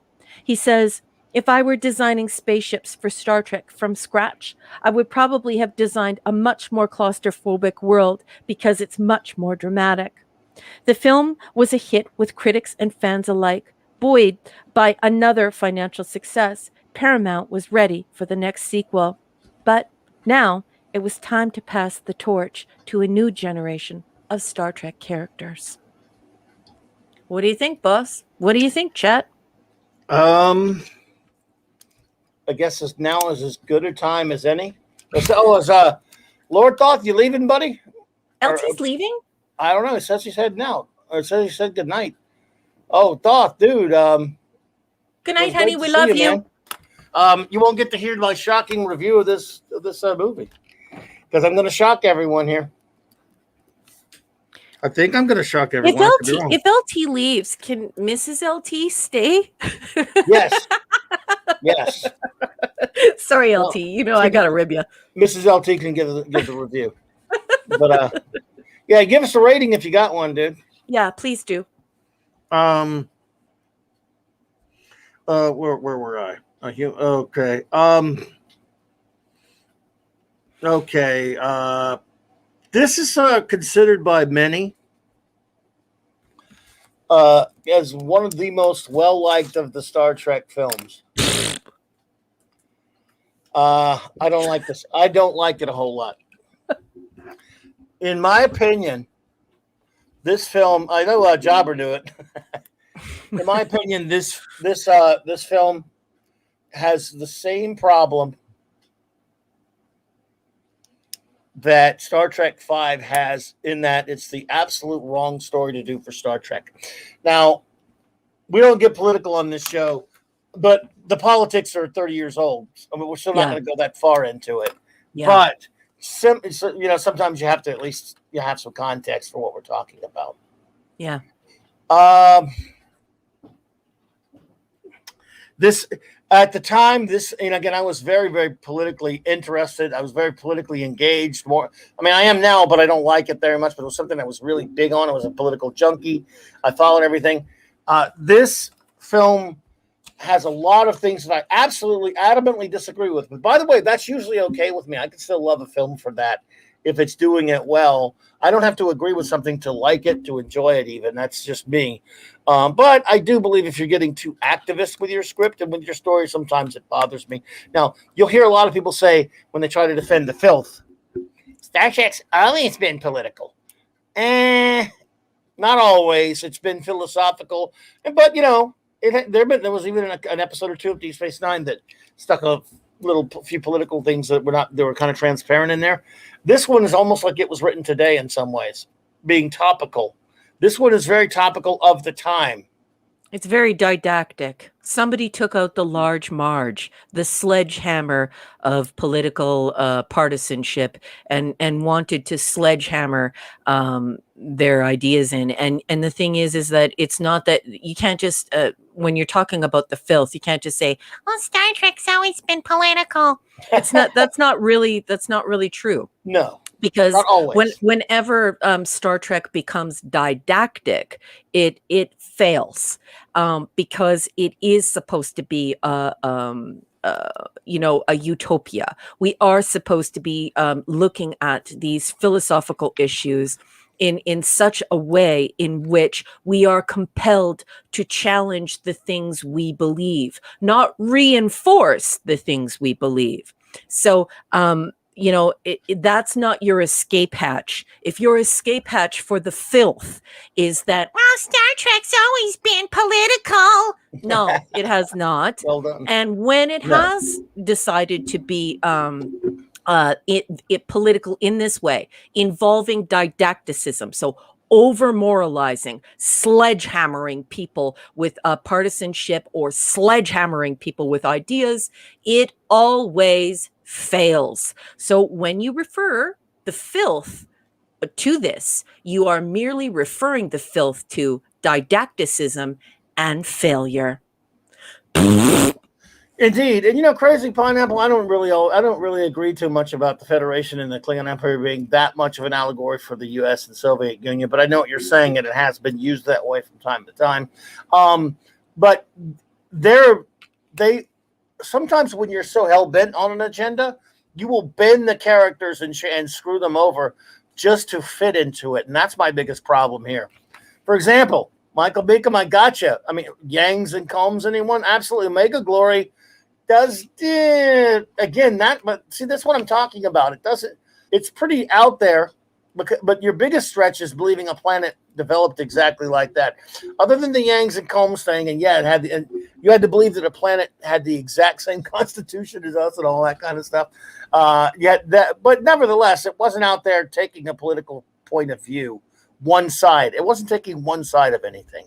This one, Gorkon is Gorbachev. Well, there are a lot of us that weren't all that enamored with Gorbachev back then. But I mean, not that we hated him or anything. But we were pretty suspect of him. Whereas there are lines in this film that, first of all, in my opinion, sometimes betray some of the characters, such as some of the bigoted things that some of them say. I don't buy them saying. Look, people talk about each other sometimes in unflattering ways. That's fine. I mean, I don't want these characters to be perfect. But you had little scenes in there. For example, when the Klingons leave the transporter room and those two knuckleheads who are being the assassins say they all look alike. Yeah, I heard even only top of the line models could even talk. Oh, that's just terrible dialogue. I mean, it's so ham-fisted. When you have Azak Burr saying the Federation is a Homo sapiens only club, that's crap. It's so stupid. It's moronic. And I understand that's coming from a character that has a bias. So that's kind of one thing, but it's still just she's supposed to be a fairly intelligent character. That's not a smart thing to say. Even her father doesn't say that. Yeah. And David Warner, God bless him. At least we get to see David Warner again. Great actor. I love the guy. He's one of my favorites. He plays the Gorkon very well, but I'm just not buying into peace-loving Klingons. I'm also not buying into some of the crap. I mean, a Klingon that wants to be Gorbachev. I just don't buy into that. That just doesn't. I hate to say it, but they get the Klingon leader is more, I think, more to the point and better handled when he's more like a Gowron. That's more of a Klingon to me. Yeah. Than Gorkon, personally. I'm not comfortable with any of the stuff. Only Nixon can go to China. That's asinine, horrible writing, in my opinion. I don't think Kirk would say something like, let them die. I mean, he's angry. You Klingon bastards, that kind of stuff's one thing. Let them die. And by the way, why are they dying? Because one little planet blew a chunk out of it?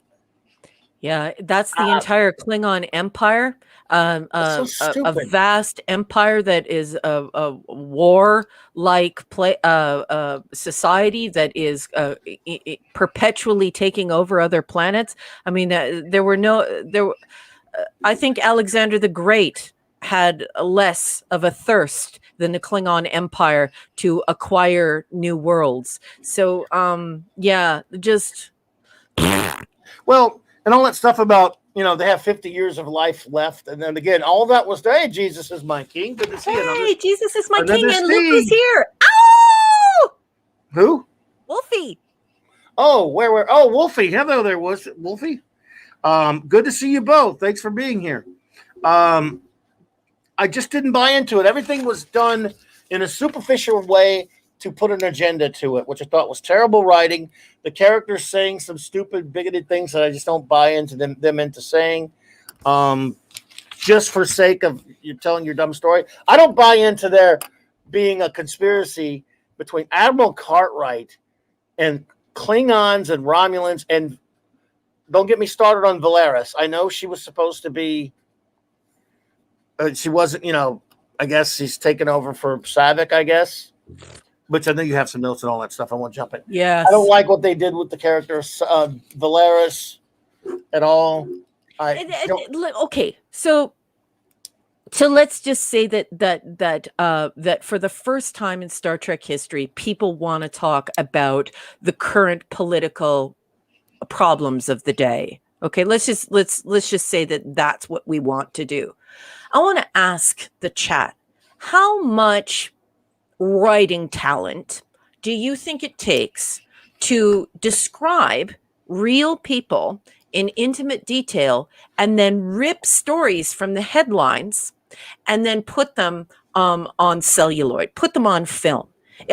It's okay. Don't waste your characters. The answer is it takes zero talent. All you're doing is reporting on the news from your own, from your ideological apparatus. And this is the problem with mixing up this idea that you can talk about politics in Star Trek and didacticism and partisanship.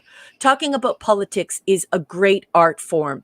It's tickling the human brain to entertain ideas that cause cognitive dissonance, that challenge you to perhaps change your mind, to change your opinion. Didacticism is moralizing truth. It's telling you what to believe. It does not offer you any opportunity to think. And so what it does is it says, either you do this or you are a bad person. And so I think it is very childish, very innocent, and naive, and not in a good way for people to constantly be saying that Star Trek is political. And some people grapple with the diction, they grapple with the words to describe it, but that is what they are describing: the difference between discussing philosophies that tickle the human brain, that cause cognitive dissonance, that change minds, change hearts, and draw people together. And then on the other side, being hyper-didactic, telling people what to think, telling people what to believe, and then making them feel like they have been unpersoned if they don't agree. This is not acceptable, and it's not good writing. Tearing the headlines out of the paper and putting them on film takes no talent at all. It's just preaching. And I find it hard to believe that a Starfleet admiral of Cartwright's, I mean, if you want to, the bad admiral tropes, but death anyway, would say a thing. The Starfleet admiral in the Federation in the 23rd century would say that Klingons will become the alien trash of the galaxy. They don't talk like that. He would never say that. I hate that line. I hate so many lines in this movie. Hey, Canadian Spider-Man is here. Canadian Spider-Man. I love you. Mwah, mwah, mwah. By the way, I'm not saying there's anything wrong with a character in anything, even in Star Trek, being portrayed as a bigot, because that existed if you're doing that for a good story. But I can't believe it with a Starfleet admiral like that. Yes, admirals go bad sometimes, which is kind of tiresome, really, to be honest. But I just can't believe that character saying that. I don't buy into it. I don't like that at all. I thought that was and this isn't cerebral. This movie is not cerebral. This movie uses Shakespeare under the guise of it being cerebral, but it sounds like a broken parrot. And especially using to be or not to be twice. You know, the height of being affectatious and pretentious is using illusion to cover up the fact that you're merely talking about headlines. This is it takes no talent at all. You didn't tell any story. You relayed the news. And you did it poorly. And this isn't what Star Trek is. Star Trek is about a cerebral exploration of challenging the things that are your presuppositions, the things you take for granted, the things you think you firmly believe. And it tickles that part of the brain that changes that mechanism. And that simply does not happen here. No, there's so many transparent analogies in this film to the current times. For example, there's one that's cut out, but it is in the special features, where Renee Aubergenois plays a character called Colonel West. Everyone have heard of a Colonel North? Get it? Colonel North. Yes, we get it. And then he quotes, this was during the right after the Gulf War. There was a famous general who said in the news, talking about the war, saying, well, we could clean their clocks. Well, Colonel West, when the president says, well, what if you start a war, when he's wants to rescue Kirk, and he goes, well, frankly, Mr. President, we can clean their chronometers. Oh my God, it's so cringy. It's like, Jesus, look, I don't need to read the papers. I don't need to watch the CNN. I want to watch a Star Trek film, okay? I hate stuff like that. Leonard Nimoy doesn't always win. You will be very tasked in your life as a Trekkie to find a bigger fan of Leonard Nimoy than me. And not just on the internet for vanity metrics. In real life, I love Leonard Nimoy. He has been my hero my entire life. But that doesn't mean that all of his ideas are good. Leonard Nimoy was a prodigiously gifted photographer, filmmaker, actor, just just an amazing human being. But they're not all winners, folks.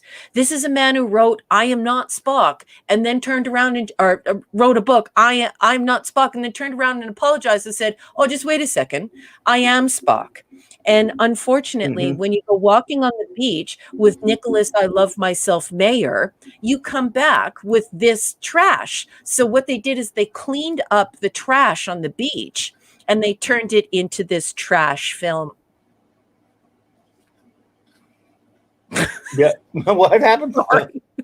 Just, What happened? you know what I mean? It's just Yeah. It was just, it's so crass. I mean, because you're going out of your way. Half your script is lines that were said in the media about different things about Russia, about the Gulf War, about Reagan, about all this kind of stuff. You know, it was, when McCoy yells, pleads to the court. I was desperate to save him. He was our last best hope. He was the last best hope for peace in the universe. That's taken from a quote from a woman who said that about Gorbachev in an interview. Yeah. Okay. It's true. Only Nixon can go to China. I wanted to scream in the theater the first time I heard it. It makes me sick every time I hear it. Stuff. And what's worse is Nimoy and Mayer actually argued with one another over whose line that was. Do you know what I mean? And I put the footage of it on my Twitter. So I filmed it from my phone while I played it on my bedroom TV where I watch most Star Trek, right? And it's a he said she said. So it's quite funny. We have Mayer's interview and Nimoy's interview, and Nimoy says, "Well, we went walking on the beach." And I said, blah, blah, blah, blah, blah.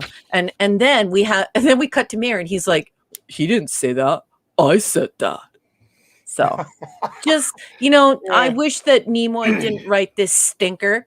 I love him with all my heart, but he wrote a poopy diaper here. This is a poopy diaper that he found on a beach with a man I don't like very much. His name is Nicholas Meyer. And Nicholas Meyer has made a couple of good things, but it's important for everyone to remember that even a broken clock can be correct twice a day. But that twice a day is it's still wrong the rest of the time. So he also made the day after. Ugh. Yeah, they can't all be winners, folks. They can't all, cherry sodas. No. Yeah. And he also wrote a book, if you're a Sherlock Holmes fan, that you should avoid, like a play called The 7% Solution, everyone. But anyway, I mean, some of them probably read it here. I don't know if they've read it yet. But yeah. Eric K says, on a beach in a van down by the river. In a van down by the river. Little Chris Farley. My Chris Farley's terrible. I'm sorry, everyone. What, do you have notes for us? Yes, I have terrible notes where I'm just a horrible witch with a capital B. Okay, so this film was released on December 6th, 1991. Roddenberry died on October 24th, 1991. He did not get to see it. In my notes, of course, here, yes, 25th anniversary. Remember, when I read from the text, folks, I read extemporaneously, so I don't know what's in the text, so sometimes my notes overlap. The Cold War allegory and whodunit aspects are hammy and totally annoying. I would rather play the game Clue. Why is Sulu scared in the opening scene? He's never been afraid on the bridge before, ever.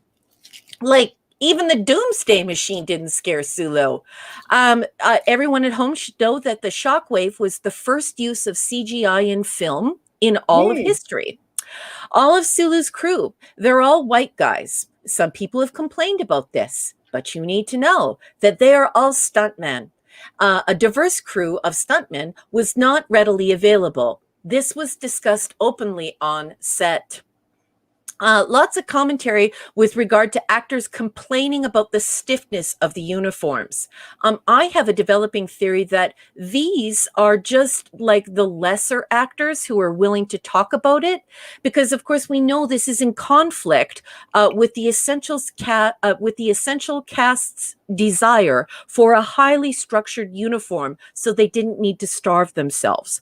Especially Bill Shatner, who was living off of apples and wore a corset on TMP. So whenever you hear all this, oh, the cast hated the uniforms. No, actually they didn't. They hated the uniforms on TMP because they were all getting older and they didn't want to diet. And those uniforms in TMP, they showed everything, every little nook and cranny. And I think you know what I'm getting at there. Just think of Decker in the hallway. In the corridor, I mean, not the hallway. Jean insisted on Kim Cattrall as a new Vulcan, as Saavik would never betray the crew. And this, it shows you what I always hint to you, and that is that Leonard Nimoy and Gene Roddenberry developed Vulcans together. I know everybody attributes it to DC Fontana because of TAS, but that's not true. She contributed a lot, but it was essentially Roddenberry and Nimoy who made Vulcans. And isn't it funny that Gene is about to die and he insists that Saavik, our beautiful Robin Curtis, would never betray the crew. Everyone at home should know that Kim really worked on this character. She attended classes. She studied Greek rhetoric, which I think is just marvelous. This was filmed on TNG sets, and we were in the 4th season of filming at this point on TNG. Gorkon's image must have been influenced by Gene before he died. Everyone, check out, look how much he looks like Lincoln. Is Kirk racist? No, he's not! Exclamation point. Is the crew racist? No, they're not! Exclamation point. They used Pepto-Bismol blood to avoid an R rating in the assassination scene. So in 1991, that was important. I would also like to say that I have always loved Jackal Mastiffs. I think they're cool. And I love Imam. Why do Chekhov and Uhura need Valerius's advice about comms being down? These are the best officers in the fleet. These are the most senior officers. And this kid's a rookie. The kitchen galley, Riker's contention that we don't eat meat. And there's turkey on the counter. Why would they use paper dictionaries? Just use the damn computer! Exclamation point. It's so dumb. Yeah, Spock forcing a mind meld. Modern people have called this an assault. Please get over yourself. She's a Vulcan and shouldn't be afraid, nor should she back off. Billions of lives are on the line. The needs of the many outweigh the needs of the few, or the one. This is the everybody thinks that the engine is from the TNG set. Just so you know, it's not. This is the TMP engine. You'll notice the Klingon sniper when he dies, he has red blood. He should have Pepto-Bismol blood. And then I have, you know why, right? Why? Remember I mentioned Colonel West where they are Bears-en-Moi? Yeah. In a cut scene, they pull a mask off of him after they shoot him. He's a human. He's not Klingon. Oh, yeah. It was Renee. Sorry to interrupt you. Yeah, that was. No, I'm glad that you interrupted me. Interrupt away. We try to uncover the most obscure details. I love your brain and I love you. Okay. This film conflates race and prejudice and politics and partisanship. It turns the Cold War into a race war, and the crew is prejudice, and they're not.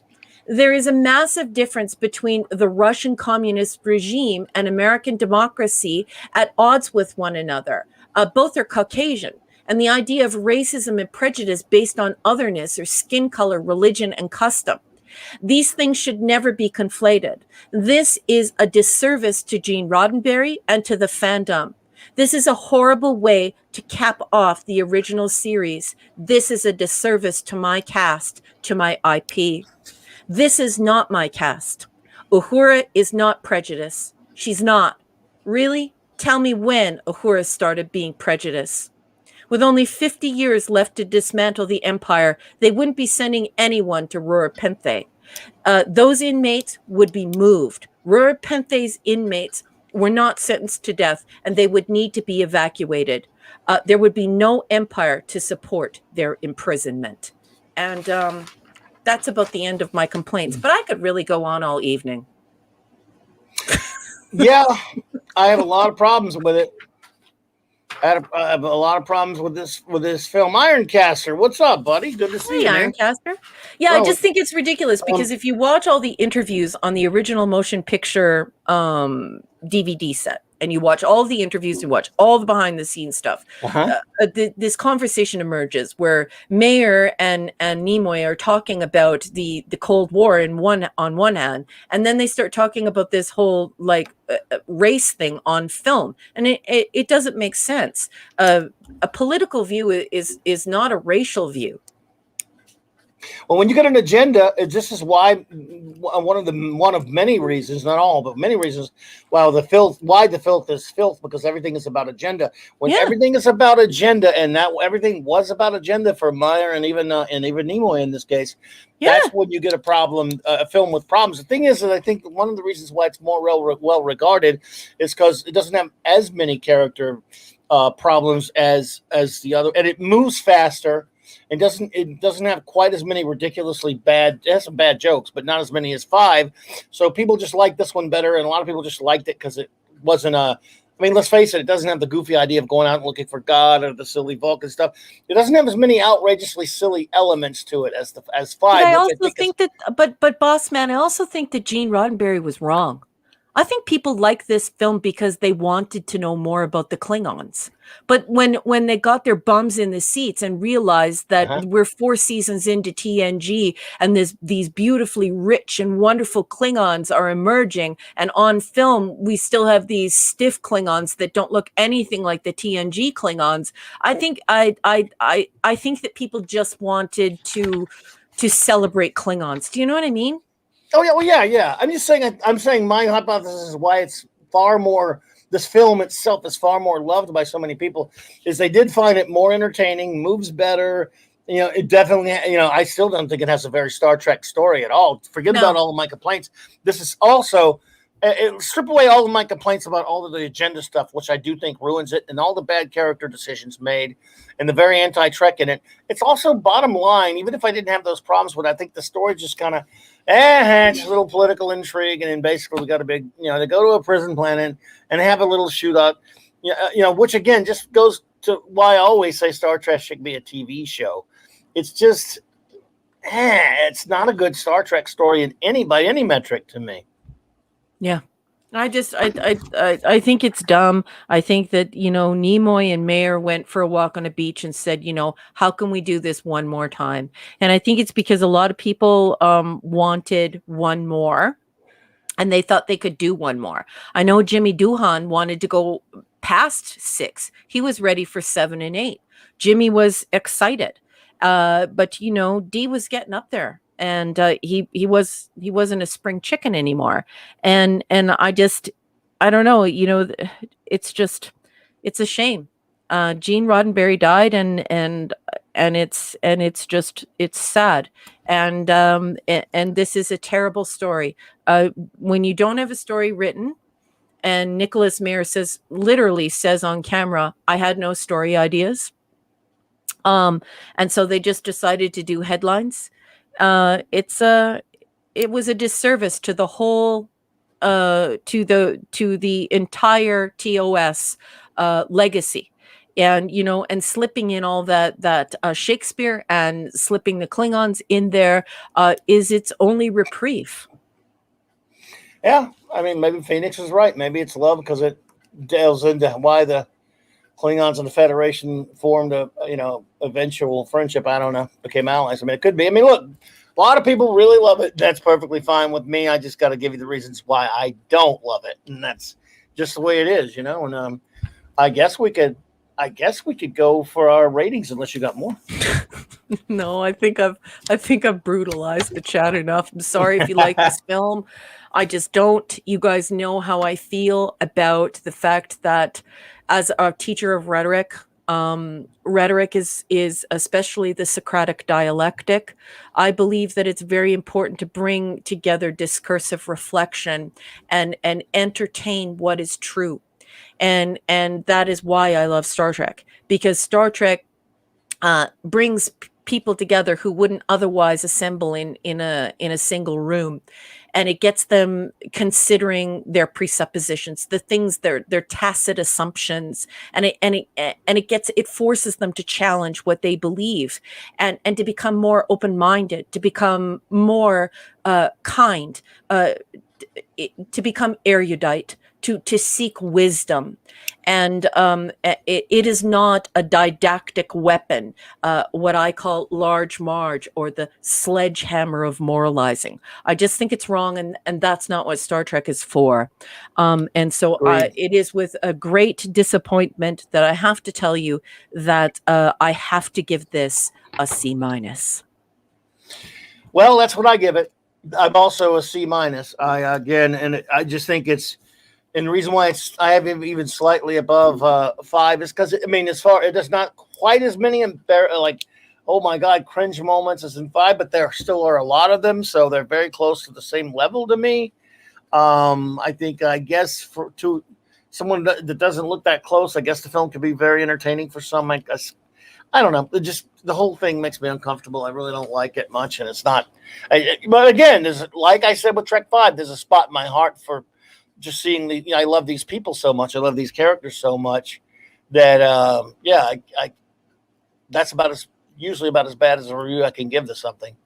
So yeah. Well, I'm not. It's not like we're happy about it, Clobby. You and I, we're not. We both love Star Trek very much, but Star Trek does a very, very specific and gorgeous thing, and it's more of a Socratic dialectic than a didactic romp. So it's time to put the large Marge away and get to the tough business of writing good stories. Good stories that challenge everyone, not just reaffirm what you already believe. Yeah. Yep. All right, my friends, it is time. I will ask our wonderful chat, and we really just appreciate you all for being here. We always have such a good time here with you. You're all fantastic. We love you. And I would now ask you all to give your rating of Star Trek 6, The Undiscovered Country, because Raquel and I have a dead tie at C-. So let me see. Oh, they popped in quick. So here we go. So when they pop in, I have to pull the chat back, everyone. So I'm very behind on it when that happens. So I believe our first one. Oh, I'm sorry. I thought I had one before that. I'll be right there, Sandra. It's tough to tell when people put their rating in different spots sometimes. Okay, Kal-El 48. I'd give this a B, despite the problems that the movie had. It was largely entertaining and almost makes up for the previous movie. Okie dokie. Sandra, B, despite the plot holes, it's a good study in human nature and the ability to learn to forgive. Even though he was wounded to the core, Kirk was able to move forward and grow as a person. Dark Shadow Logan. Let's see here. C, last TOS film, bad story, too political, mostly forgettable for me. I enjoyed the Shakespearean Klingon played by classic actor Christopher Plummer. He was terrific. I love Christopher Plummer. Whose name Chang made me hungry for Asian food. Oh my goodness.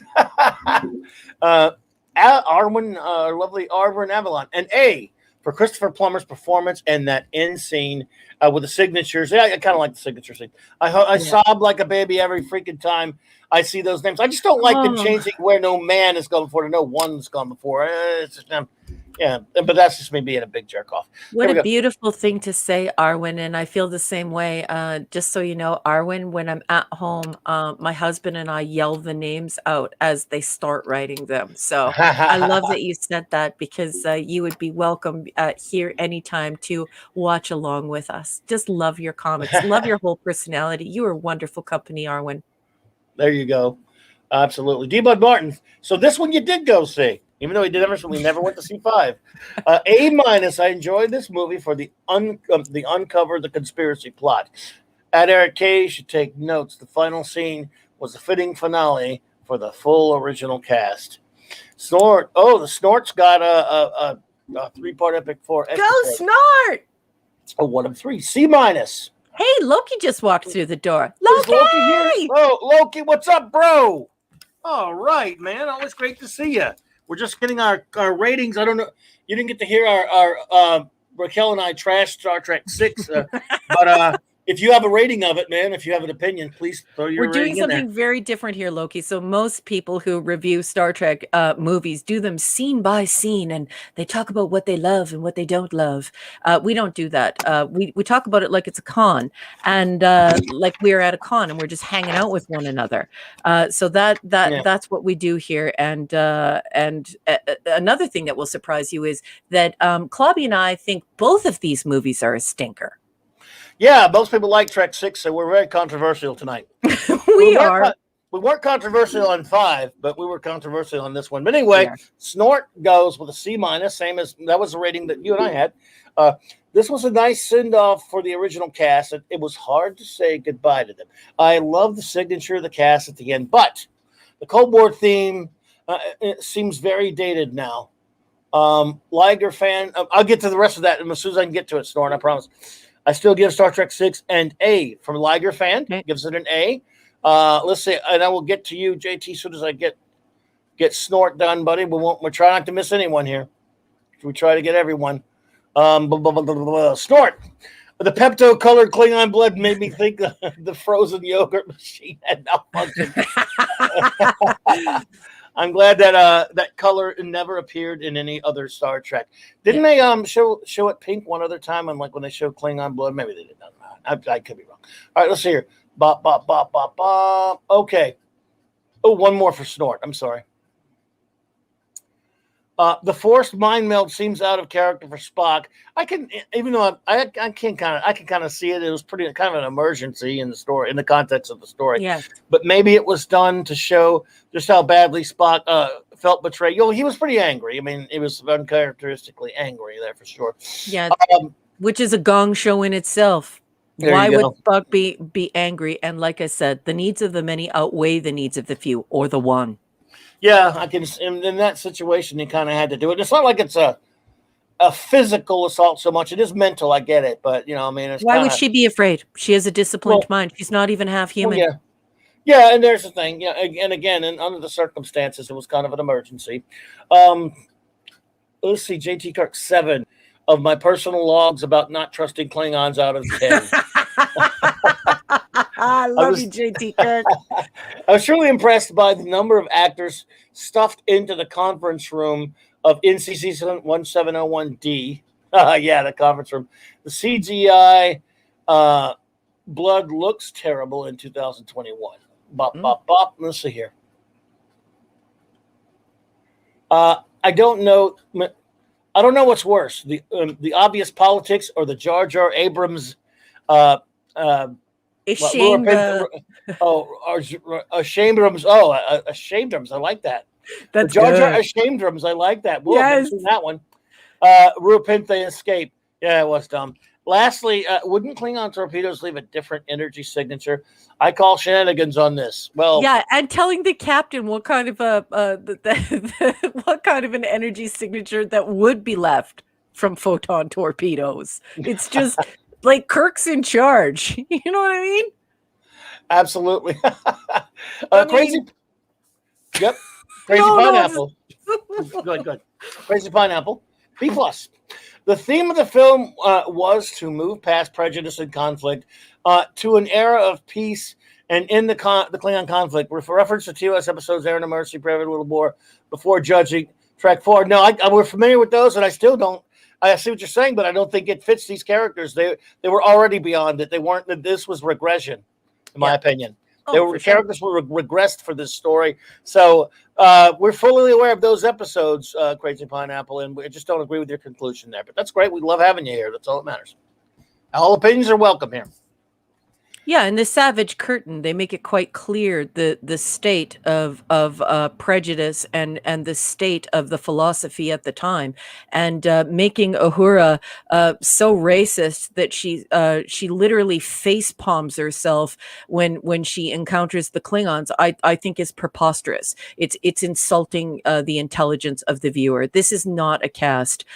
This is not a crew of prejudiced people that need to be admonished for their continued prejudiced nature. It's just that is preposterous. I thought it was most of it was going to character regression, really.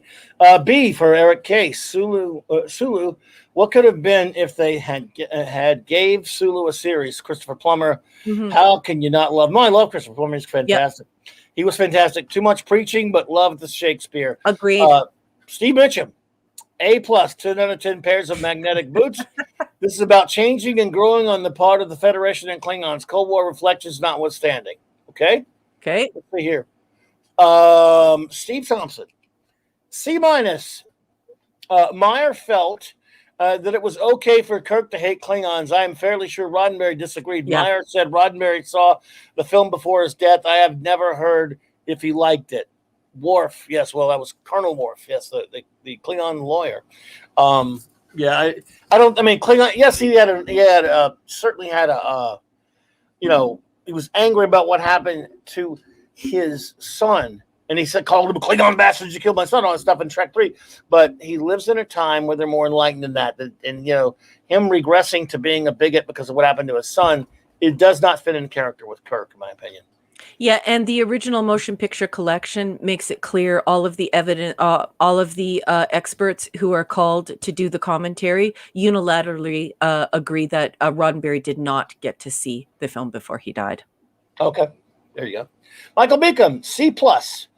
There were many good character moments in it, and did not suffer from evident under budget like 5. Having Plummer and Cattrall in it elevated this material. Plummer's great, and of course, I love Kim Cattrall because Kim Cattrall was excellent in this film. What a disservice it was to her and Christopher Plummer. They were both sensational, but when you got a crap story, you got a crap story. Yes, indeed. Star Trek. Jesus is my king. 68. Hey, buddy. Let's see. Star Trek 5 rating, since I skipped the part of the review for its stinkiness. 5 out of 10 sidebox for its randomness. C minus for Star Trek 6. 7 out of 10 for attempted political plot and Cattrall scream. Oh, Cattrall scream. B minus. Oh yeah. Jesus is my king. Knocking the chat dead. Love it. Nice. Loki, yo, bro. I'm glad you're here, bro. Good to see you. MJ Media. In terms of action, I rated 8 torpedoes out of 10. In terms of story, I rated 8 VHS tapes out of 10. In terms of sex appeal, I rated 0 out of 10. Overall, I give it a B. Okay, fair enough. I like the way MJ Media does it. He gives it He gives it a complicated, like a rating like that. But that's okay. Everyone has their own style of doing it, and that's why we love everyone for hanging out with us. Ironcaster, he has the best ratings because he does it by ships. His favorite ships from his most favorite ships to his least favorite ships. Oh, cool. Well, good. Well, I can't wait to see it. The wonderful Katie Carr. So lovely to see you again right there. Hope you're doing well. Definitely a solid A for Katie. Great cast and close to the TOS era. Without this film, TNG, DS9, and Voyager would never have happened. Well, actually, TNG had been on for a few years, though, Katie. 4 seasons. 4 years. Oh, yeah, 4 seasons. It established a finality to a crew which started it all through GNR. So, absolutely. Well, that's great. I'm glad you liked it. But the TNG existed, though. It did, okay. Yeah. We were 4 seasons in. As a matter of fact, the entire film was filmed on TNG sets. Oh yeah, but thank you so much for that. In fact, they used some of the sets. They used some of the sets. So yeah, but and that Worf, of course, was the ancestor. Yes. She mentioned earlier about Worf.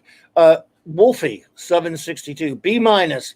Plummer is fun, but these are different Klingons than we come to know later. Love the score. It is a different kind of a score. It is. This was my first Trek film seen in the theater, so it's a soft spot. Still want Excelsior show. I wouldn't have minded that. Yeah, and Wolfie, yeah, I hope you were here for the comment that I made. It was confirmed through the production team and through everyone involved in the film that the Cabbage Patch like Klingons, no two are the same. That was Bill Shatner's call. That's what he wanted, and you know what I mean? Oh, there you go. Thank you, Wolfie. RN as in ribbon, a B minus, one of two. Politics aside, since this was done during TNG, it was an interesting view on how the Federation Klingon alliance began. Good character development. It did sort of tie in a sense because they mentioned it later. Only 2 ships in Starfleet. And that sort of seemed like it, doesn't it? Let me find. Preach, Raymond. Raymond, you got another one in there? Well, there it is. Man, it's way down there. Okay, chat moved on me a little bit, bro. Bop, bop, bop. I love Kim Cattrall, but she was not the one for this movie. I got you. Okay, I respect that. Let's see. Make sure I got that list.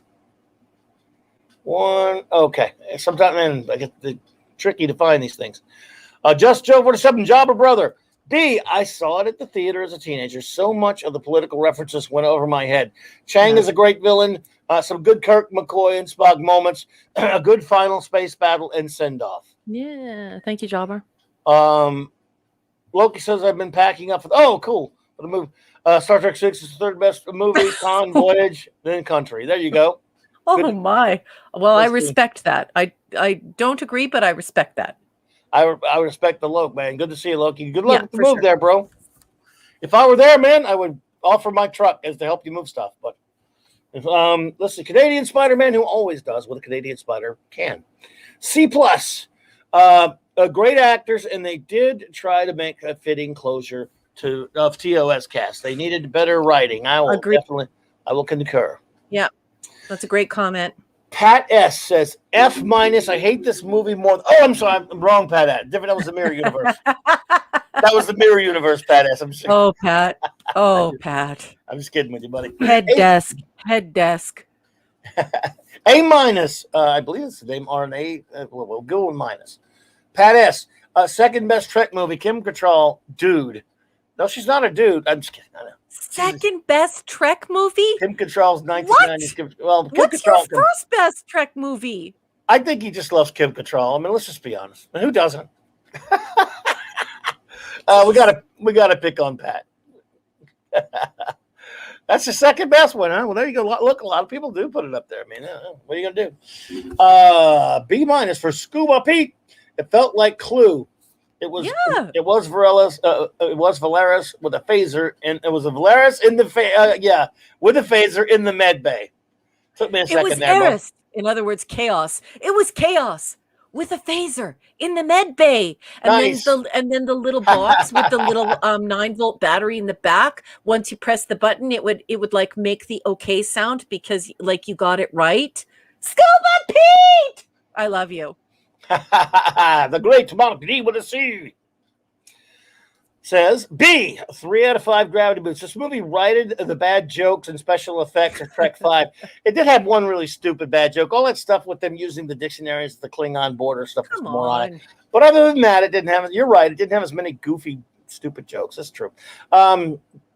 Effects. That's fine. It had better effects. Yes, I agree. The mystery of the assassination was interesting, and Plummer yelling, "Cry havoc!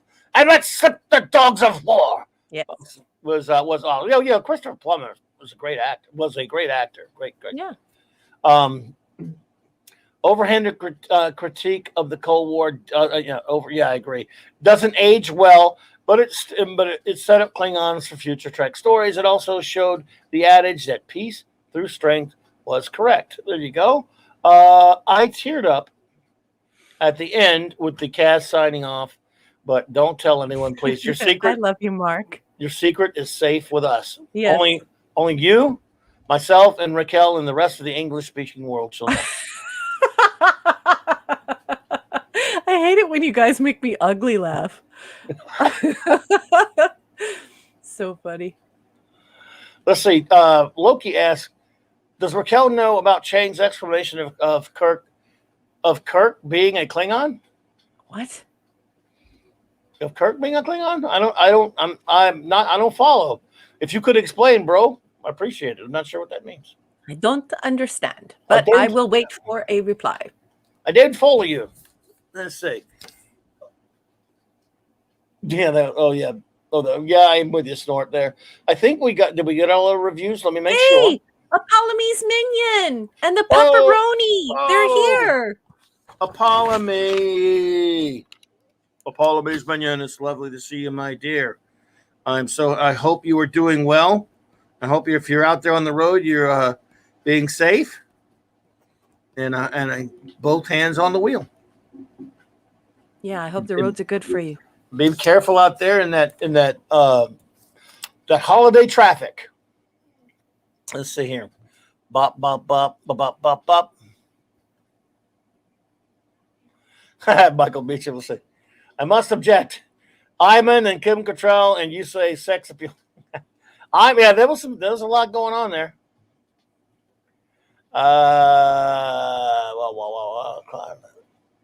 What is Lord Thoth's rating? Yeah. I didn't see it. And Raymond, where's Steve Mitchum? Oh, he did it already. He gave it an A+. Did he? Okay. I just wanted to make sure. Could you imagine? He gave it an A+. He loved it. Oh, yeah, that's right. That's right.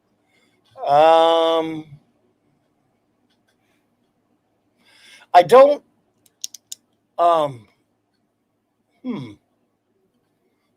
Yeah, Phoenix Argus. Yes. And I don't understand why whenever we don't have an idea, we just blow a moon up, or we blow a planet up, or we make an entire species lose its home planet. It's just, yeah. Mad Tiberius. That's a new face here. Thank you. I like that name. I can't see that person on this side of StreamYard. Really? My StreamYard's lagging on this side. There are some viewers I can't see tonight, which kind of stinks because I love you all. And if I don't respond to some of your comments, it's because some of them aren't coming through here. And I don't notice until Cloppy says something. So I love you guys. Huh. Well, I don't know about Lord Thoth, so if someone can get me his viewed, I appreciate that. But yes, well, Mad Tiberius is a new face here, a new name, and hey, welcome to you, Mad Tiberius. I like that name. I like it. Was it Michael Beacom says political references date the film more than TNG's? For example, the way the Abyss is marred in unneeded Cold War. Yeah, the Abyss. Well, there's a movie that needed some. I wouldn't even have minded. I wouldn't even have minded if we would have went into that Cold War thing. I think only a hack takes the headlines and just and does not do anything to transform them and just lays them down on celluloid or paper. But the thing that I think most bothers me is that it's then conflated with this prejudice crew that is not a prejudice crew. I'm sorry, but Uhura is not prejudice, and right. Being from Russia is not the same thing as being prejudiced. And so they're trying to large marge it way too much, and it's very offensive to me. Yes, Russian's not a race. And the problems within the Cold War are not really racial. No. Phoenix Argus has got an ESPIT for us. All right, here we go. Yay! Everyone get ready for a Phoenix Argus ESPIT, as we call it. B- for Phoenix Argus.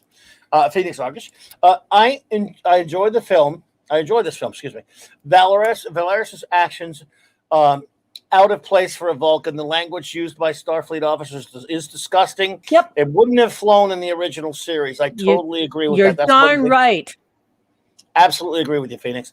While I can understand the issues that Kirk would have towards the Klingons, it wouldn't have colored his views of the race, nor would he wish death on an entire... Let them die line. I mean, at the theater, I was beside myself. It's a very serious comment, but I do have to say, pun not intended. But yeah, I completely agree, Phoenix. I don't believe that he would have behaved this way. It's not who he is. And of course, he has worked with the Klingons to defeat evil entities before. So, he really takes every person or every humanoid or any species individually. Do you know what I mean? Yeah, absolutely. Again, I just thought it was, the let them die thing was totally unnecessary. I mean, you can have some animosity in a smaller way without going, and that's just outrageous. Yeah, it's ridiculous, and it's uncharacteristic. And if you're going to do things that are uncharacteristic, what you're doing is you're demolishing, you're deconstructing the character and turning them into something they're not. And that doesn't wash with me. Absolutely. Phoenix continues. Gorkon felt out of place as a Klingon. Yeah, me too. They wouldn't be as sedate or placid as he was, and any moves to make peace would be motivated by honor and glory, not just an industrial environmental disaster. That is a very good point. It is. Very well made point. Again, but when you're writing with agenda in mind, you will forsake everything, including continuity or character consistency, which is the big problem here. With the explosion of Praxis, Kronos' moon, the dilithium mining would be suspended across the Klingon Empire as they reevaluate their methods and investigate the cause for it. Let's see here. Mm-hmm. If anyone can tell me what Thoth's rating was, I didn't see it. Yeah, and I would love to know what he thinks.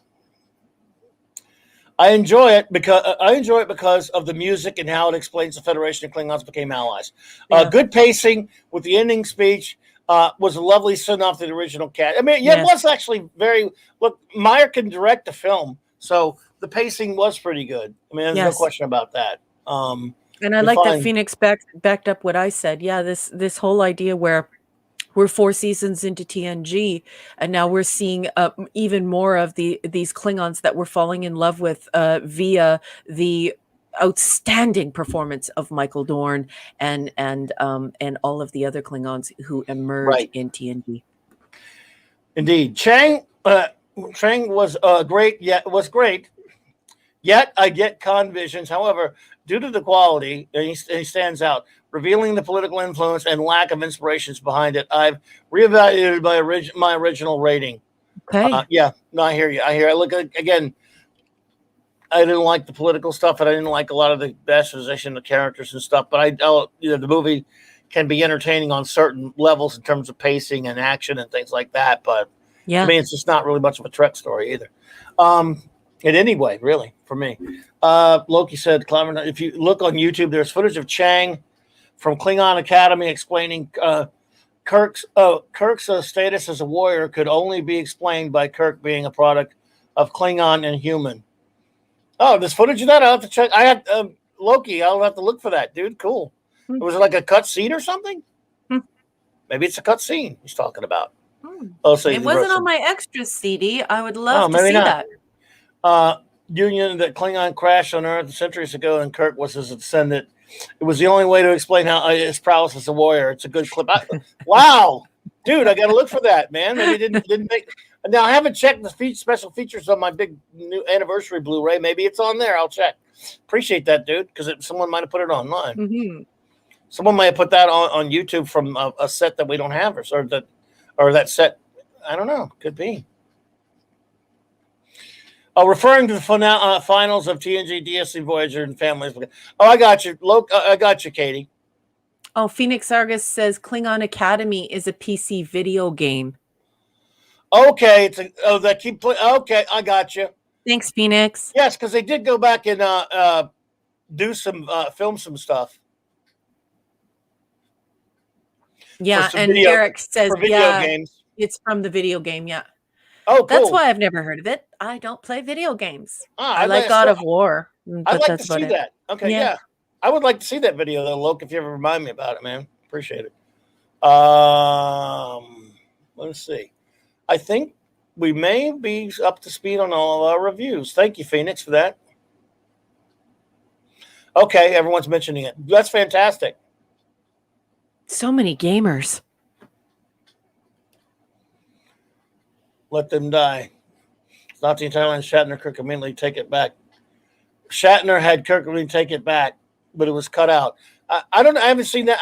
Maybe if that's in a deleted scene or something, or if it's in the script. I don't think I've seen it, but that doesn't mean anything. Oh, thanks, Loki. I'll take a look at that. I'd love to see that, man. That's cool. Yeah. I appreciate. I love all the info we get from. We have the greatest chat ever. Could we show JT Kirk's community TOS gift? So we did a draw for a wrap-up gift for each of the crews. So as we retire each crew, we send out a wrap-up gift. So JT Kirk, is so kind. He sent us a photograph of him in his gift that he received for being a part of our TOS journey. And I don't think Eric K's are there yet. Oh, JT Kirk says disclaimer. This is my first modeling job. Okay, let me find it here. Oh, there are a few of them. Okay. Oh, wow. Let's see. So I would like to say one more time that I picked these out as a present for JT Kirk, and I had some difficulty. So I have an American friend. His name is Mark D with a C. And I reached out to him and I asked him if he would help me with this. And without any hesitation, he jumped to my rescue. So Mark D with a C, I love you very much. Thank you so much for helping me with that. It's very difficult and timely to send things to the United States, and you just made it so easy. And I just thank you for. I know you're busy, like you work so much, and then you also are doing your own streaming, and on top of it, you're a maker. And for you to take time out of your schedule to do that for me, I want you to know how much I appreciate you. Mwah, mwah. This is going to take me a second to do this in a way that doesn't dox you, JT. So give me a second here. Well, I can talk while you do that. Yeah. So speaking of Mark D with a C, he has a channel on YouTube, and you simply must watch it. It is the best way to connect with him, and he is, I would say, a master maker. He does 3D printing. He's an engineer. He does machining, and he makes wonderful things for geeks and for nerds. So if you're a nerd and you love books and you want to make things for Star Trek and all of the things from nerddom and books, Lord of the Rings, Dune, all this stuff, he's your guy. And if you're a geek and you want to make something out of a comic book or a film, Mark is your guy. You would not, but it's not just that he is a talented maker and a talented engineer. It's also that he has a great imagination, and he's a fan himself. And one leg is nerd and the other leg is geek. So you will be definitely in good hands if you go to him with your projects. And I highly recommend Mark D with a C and his work. Well, let's see here. Katie had something else. Now, JT, are you sure, sir, that you want these shown? Do you want this picture shown? I'm giving you one last option before I show these. As mentioned to me, the finalists gave away. Okay, we got you, Katie. I'm sorry, I just misunderstood you, my dear. We appreciate you, though. All right. So, JT Kirk, speak now or forever hold your water. He says yes, laughing out loud. You got it. Here is his prize. You ready? They look great. And there's what they look up close up. Right there. Oh, they're marvelous. I hope you get a lot of enjoyment out of them. Spock socks, everybody. I hope you wear them to every con. And they got ears on them. Yes, they sure do. Whoa. So that was the community gift. So we'll be doing a draw through every cast.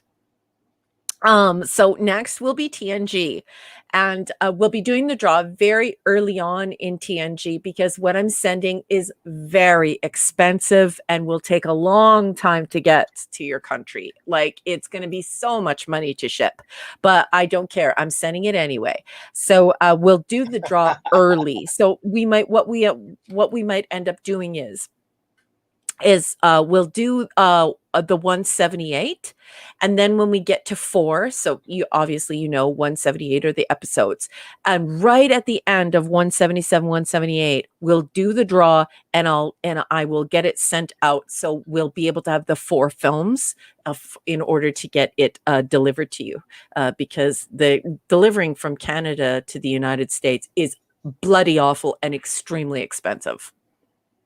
Indeed, indeed, indeed.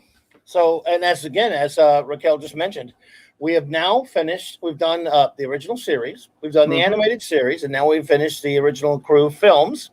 So next week, folks, you know what that means. Are you ready for this? Number one, are you ready to do this? I am. I have fifis. I'm 100% not happy with Patrick Stewart, Jonathan Frakes, or Marina Sirtis.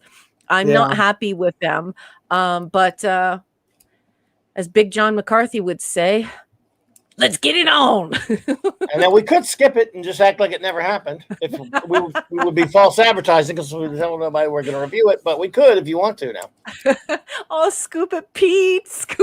I love your brain. 53 minutes past the hour, Scoop It Pete says, suck it to them, Spock. I knew someone was going to say a suck it to me. Suck it to him. Spock it to him. So you're sure about this next week then? Yes.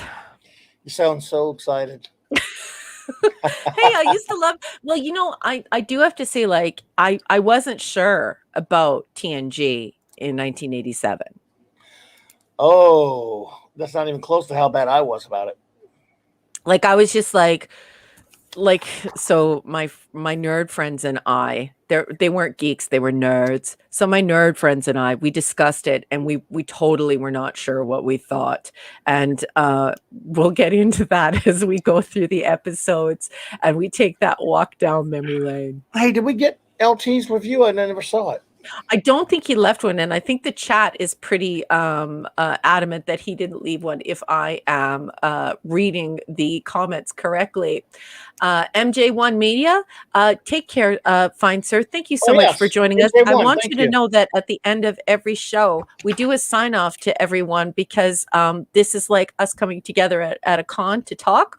So we will shout you out whether you leave or stay, because any person who appears here is a valued part of this community. Absolutely. We appreciate you being here at MJ1 Media. Absolutely. Now we've shouted you out. Let's see here. The next degradation. Oh, yeah. Next, I'm going to save it for next week. My origin story with the next generation. Well, that's going to be something. I guess we'll do 4 like we did with the original series, do 4 at a time or whatever. Whatever you say, Captain. You have a great feel for this. You've been podcasting for 10 years. This isn't your first trip to the rodeo, and whatever suggestions you make to me in public and private always turn out beautifully. So whatever you think, boss man. It's 12 years now, actually. I'm getting too old for this. Oh, I need to retire.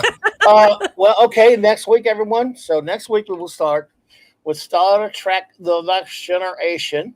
Dun, dun, dun, dun. Yes, so we will make it so, number one, and we will be fair. I'm not gonna look. I hate P Hard and I hate the filth, but I'm not going to hold P Hard against this show because the show was made at a different time. It's not easy, but I will not let it taint it for me, even though those actors are a bunch of fools. But anyway, show note. Then we'll say our goodbyes and get out of here. Again, Monday night, since it is we're in patriotic holiday mode. I will be talking about patriotic superheroes on the Monday night Mark C Comics Talk. Wednesday, Iconicon, Retro Blasting's wonderful upcoming virtual con that will be run from, I believe, Wednesday to Sunday. It's starting July 7th. I am proud to be a part of it. I will be hosting on my channel one of their panels. It will be this one, 5 p.m. Central Standard Time. And it will be, of course, about comic shops of the 80s. And my wonderful friend Michael French will join me. Also, Alex Sanchez from the Infinity Equation podcast. So I'm looking forward to that. And again, I will be sitting on some other panels. I'll do a rundown of it, and we'll get the schedule out there for everything and all that stuff. ASAPia.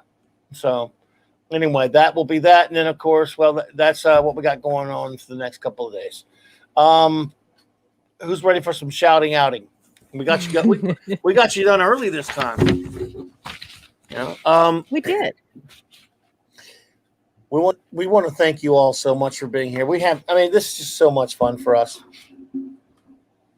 And yes, we're going to start out because we miss her so much. We always love when she shows up. I will start the shout outs with the wonderful Katie Carr. Katie, Yay. we really appreciate you. Live long and prosper to you.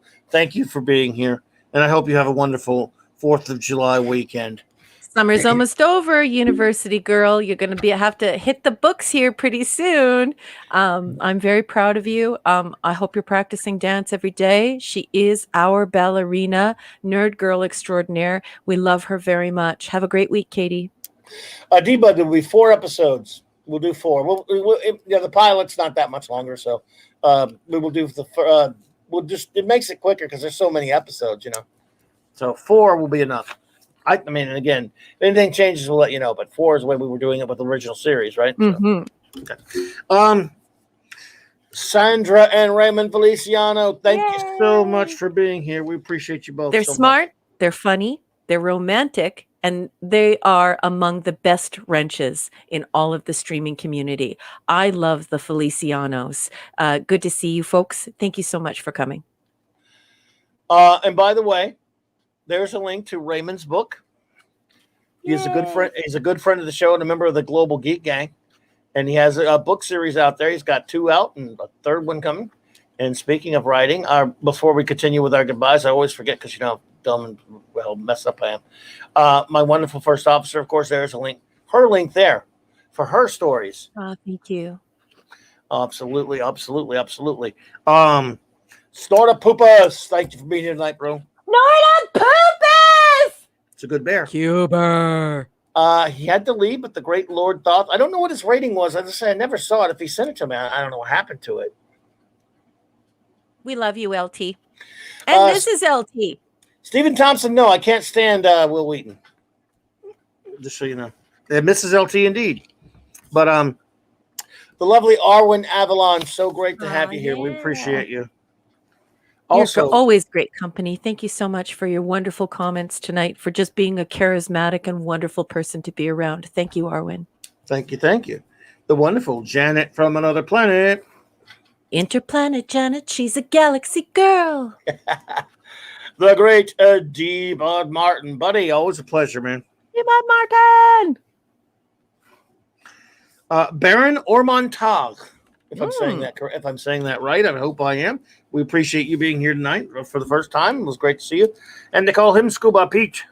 Scuba Pete! I love you. Also, and Mrs. Leslie.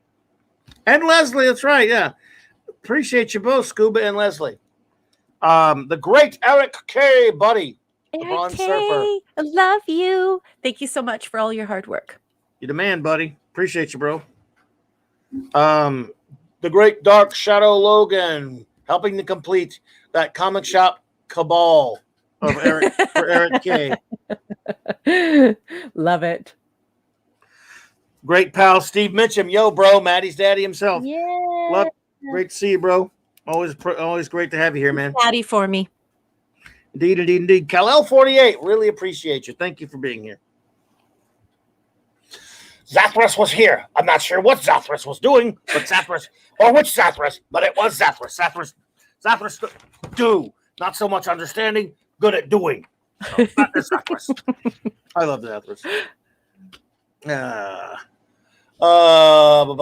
Loki, brother, man, always great to see you, man. Hope that move.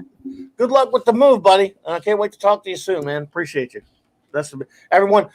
His channel, by the way, the Great Stone Loki's channel, and the channels of many great YouTubers are in my description below. Everyone, always remember that. So, a lot of great channels that I hope you're all are already following, but if you're not, you should. JT Kirk. JT Kirk. Spock socks, man. Spock socks. We appreciate you. I'm so glad that you're enjoying the community gift. I have to reach back. Each and every one of you reaches into our lives every week, and you say and do the most wonderful things. And so I just had to reach back, and I'm thrilled that you're enjoying them. And I do have to say, you did an excellent modeling job, JT Kirk. Well done, JT. Robert was here. Robert, thank you for being here tonight. Of course, he's one of the greatest pals we have of this channel, and just a great friend, and he has a great channel as well. He's just starting out. Mark D with AC, brother. Yeah. Appreciate you, bud. Talented maker and an integral part of this community. Mark D with a C. Mwah, mwah. Appreciate you, brother. Liger fan was here earlier. I don't know if he had to leave, but Liger fan, thank you. And he took his tots with him when he left. That's Of terrible. Stephen Thompson, we appreciate you being here. Yay, Stephen Thompson. It was so good to see you again this week. Indeed, indeed. Crazy Pineapple, we appreciate you hanging out with us. Thank you so much for being here. Michael Beacom, always a pleasure, my friend. We thank you so much for hanging out with us. You guys are all just fantastic. I'll tell you what. MJ1 Media, it was nice to meet you, and I hope you will come back and hang out with. So there's Liger. Good, Liger, glad you're still here, man. MJ1 Media, or think had to run maybe, but I'm not sure. But if you're still here, well, either way, thank you for being here. You get the shout out whether you're gone or not. That's the way we work. Captain YouTube Sucks Spock. I like that name. And I'm sorry all that crap that's going on, buddy, with your with the channel and everything and all the way this going, man. Just keep pumping him. There's, of course, he's listed under Captain Hipster Spock in my description below, and his channel deserves support like all of ours do. Please, if you haven't, go subscribe to him because he's a good dude. Just Joe 47 AK, the great chopper. Yeah. Always a pleasure, brother. We already said it, Katie, but that came to the list again. Katie Carr, we love you. You're so great. We sure do. My great, fantastic friend and local Pat S. Bro, always appreciate you, bud. Thank you for being here. Always a pleasure, buddy. Pod Racing Palpatine popped in earlier, so Pod Racing. Yeah. Thank you for being here. The great Phoenix Argus. Phoenix, we appreciate you. Thank you for hanging out with us, man. Wonderful comments as usual. Always a pleasure. We appreciate you. Golgo 13. It was great to have you pop in. Thank you so much. Was. My bud, your Muslim uncle popped in earlier. Thank you, sir. Indeed. The great Disaster Area. Still here, Disaster Area. Always a pleasure, buddy. Appreciate you. Yes. Good to see you. Thank you for coming. Indeed, indeed. Daryl the Derelict. Thank you for being here tonight. Yeah. Appreciate you. Cavantino Cavalryman Shea. I trip all over myself with that one. But Cavantino, we appreciate you so much. Thank you so much for being here. Cam, don't get gored. Yes, please be careful. Cam, if you're just tuning in, Cam is running with the bulls. And it's the what did he say? It's the 14th time he's done it. Wow. Yep. Wow. Something like that. Anyway, crazy. Clobby, while you're reading this off, that some of the comments in the chat are just outstanding. Raymond Feliciano just actually said, "Cry havoc and let slip the dolphins of war." Nice. And I'm also getting a Shana Na goodbye from Stephen Thompson. Shana Na, indeed. We got a lot of Steves. Jesus is my king, 68. Oh, yeah. Your comments tonight. So welcome. Thank you so much for being here. Always appreciate you, buddy. Wolfie, 762. Ow! Thank you so much. Canadian Spider-Man who does whatever a Canadian spider can, buddy. Always appreciate you, man. Love you, love you, love you. And thank you so much for your hospitality last night. I had a great time. And thank you so much for being here today. My buddy Ironcaster was with it. Who popped in earlier. Ironcaster, buddy. Yeah. Apollome's minion and the pepperoni. Love you, Apollo. Be good out there. Be safe out there. And Man Tiberius, a new face popped in. Man Tiberius, it's great to see you. We appreciate you so much. Thank you so much for stopping in, and I hope we'll see you again. You all been fantastic tonight. We really, really do appreciate you so much. And we are about to sign out of here. And again, Monday night, Mark C. Comic Talk, 8 p.m. Central, Patriotic Superheroes. You might be surprised. I might do a little contest thing. You'd be like surprised who the first one was. You might not. Some of you might not be. I don't know. Anyway, and again, Wednesday night, Iconicon. So thank you all. And now I'm going to play us out. Listen, what? Let's say something in the chat there. Oh, my goodness. Loki just tells.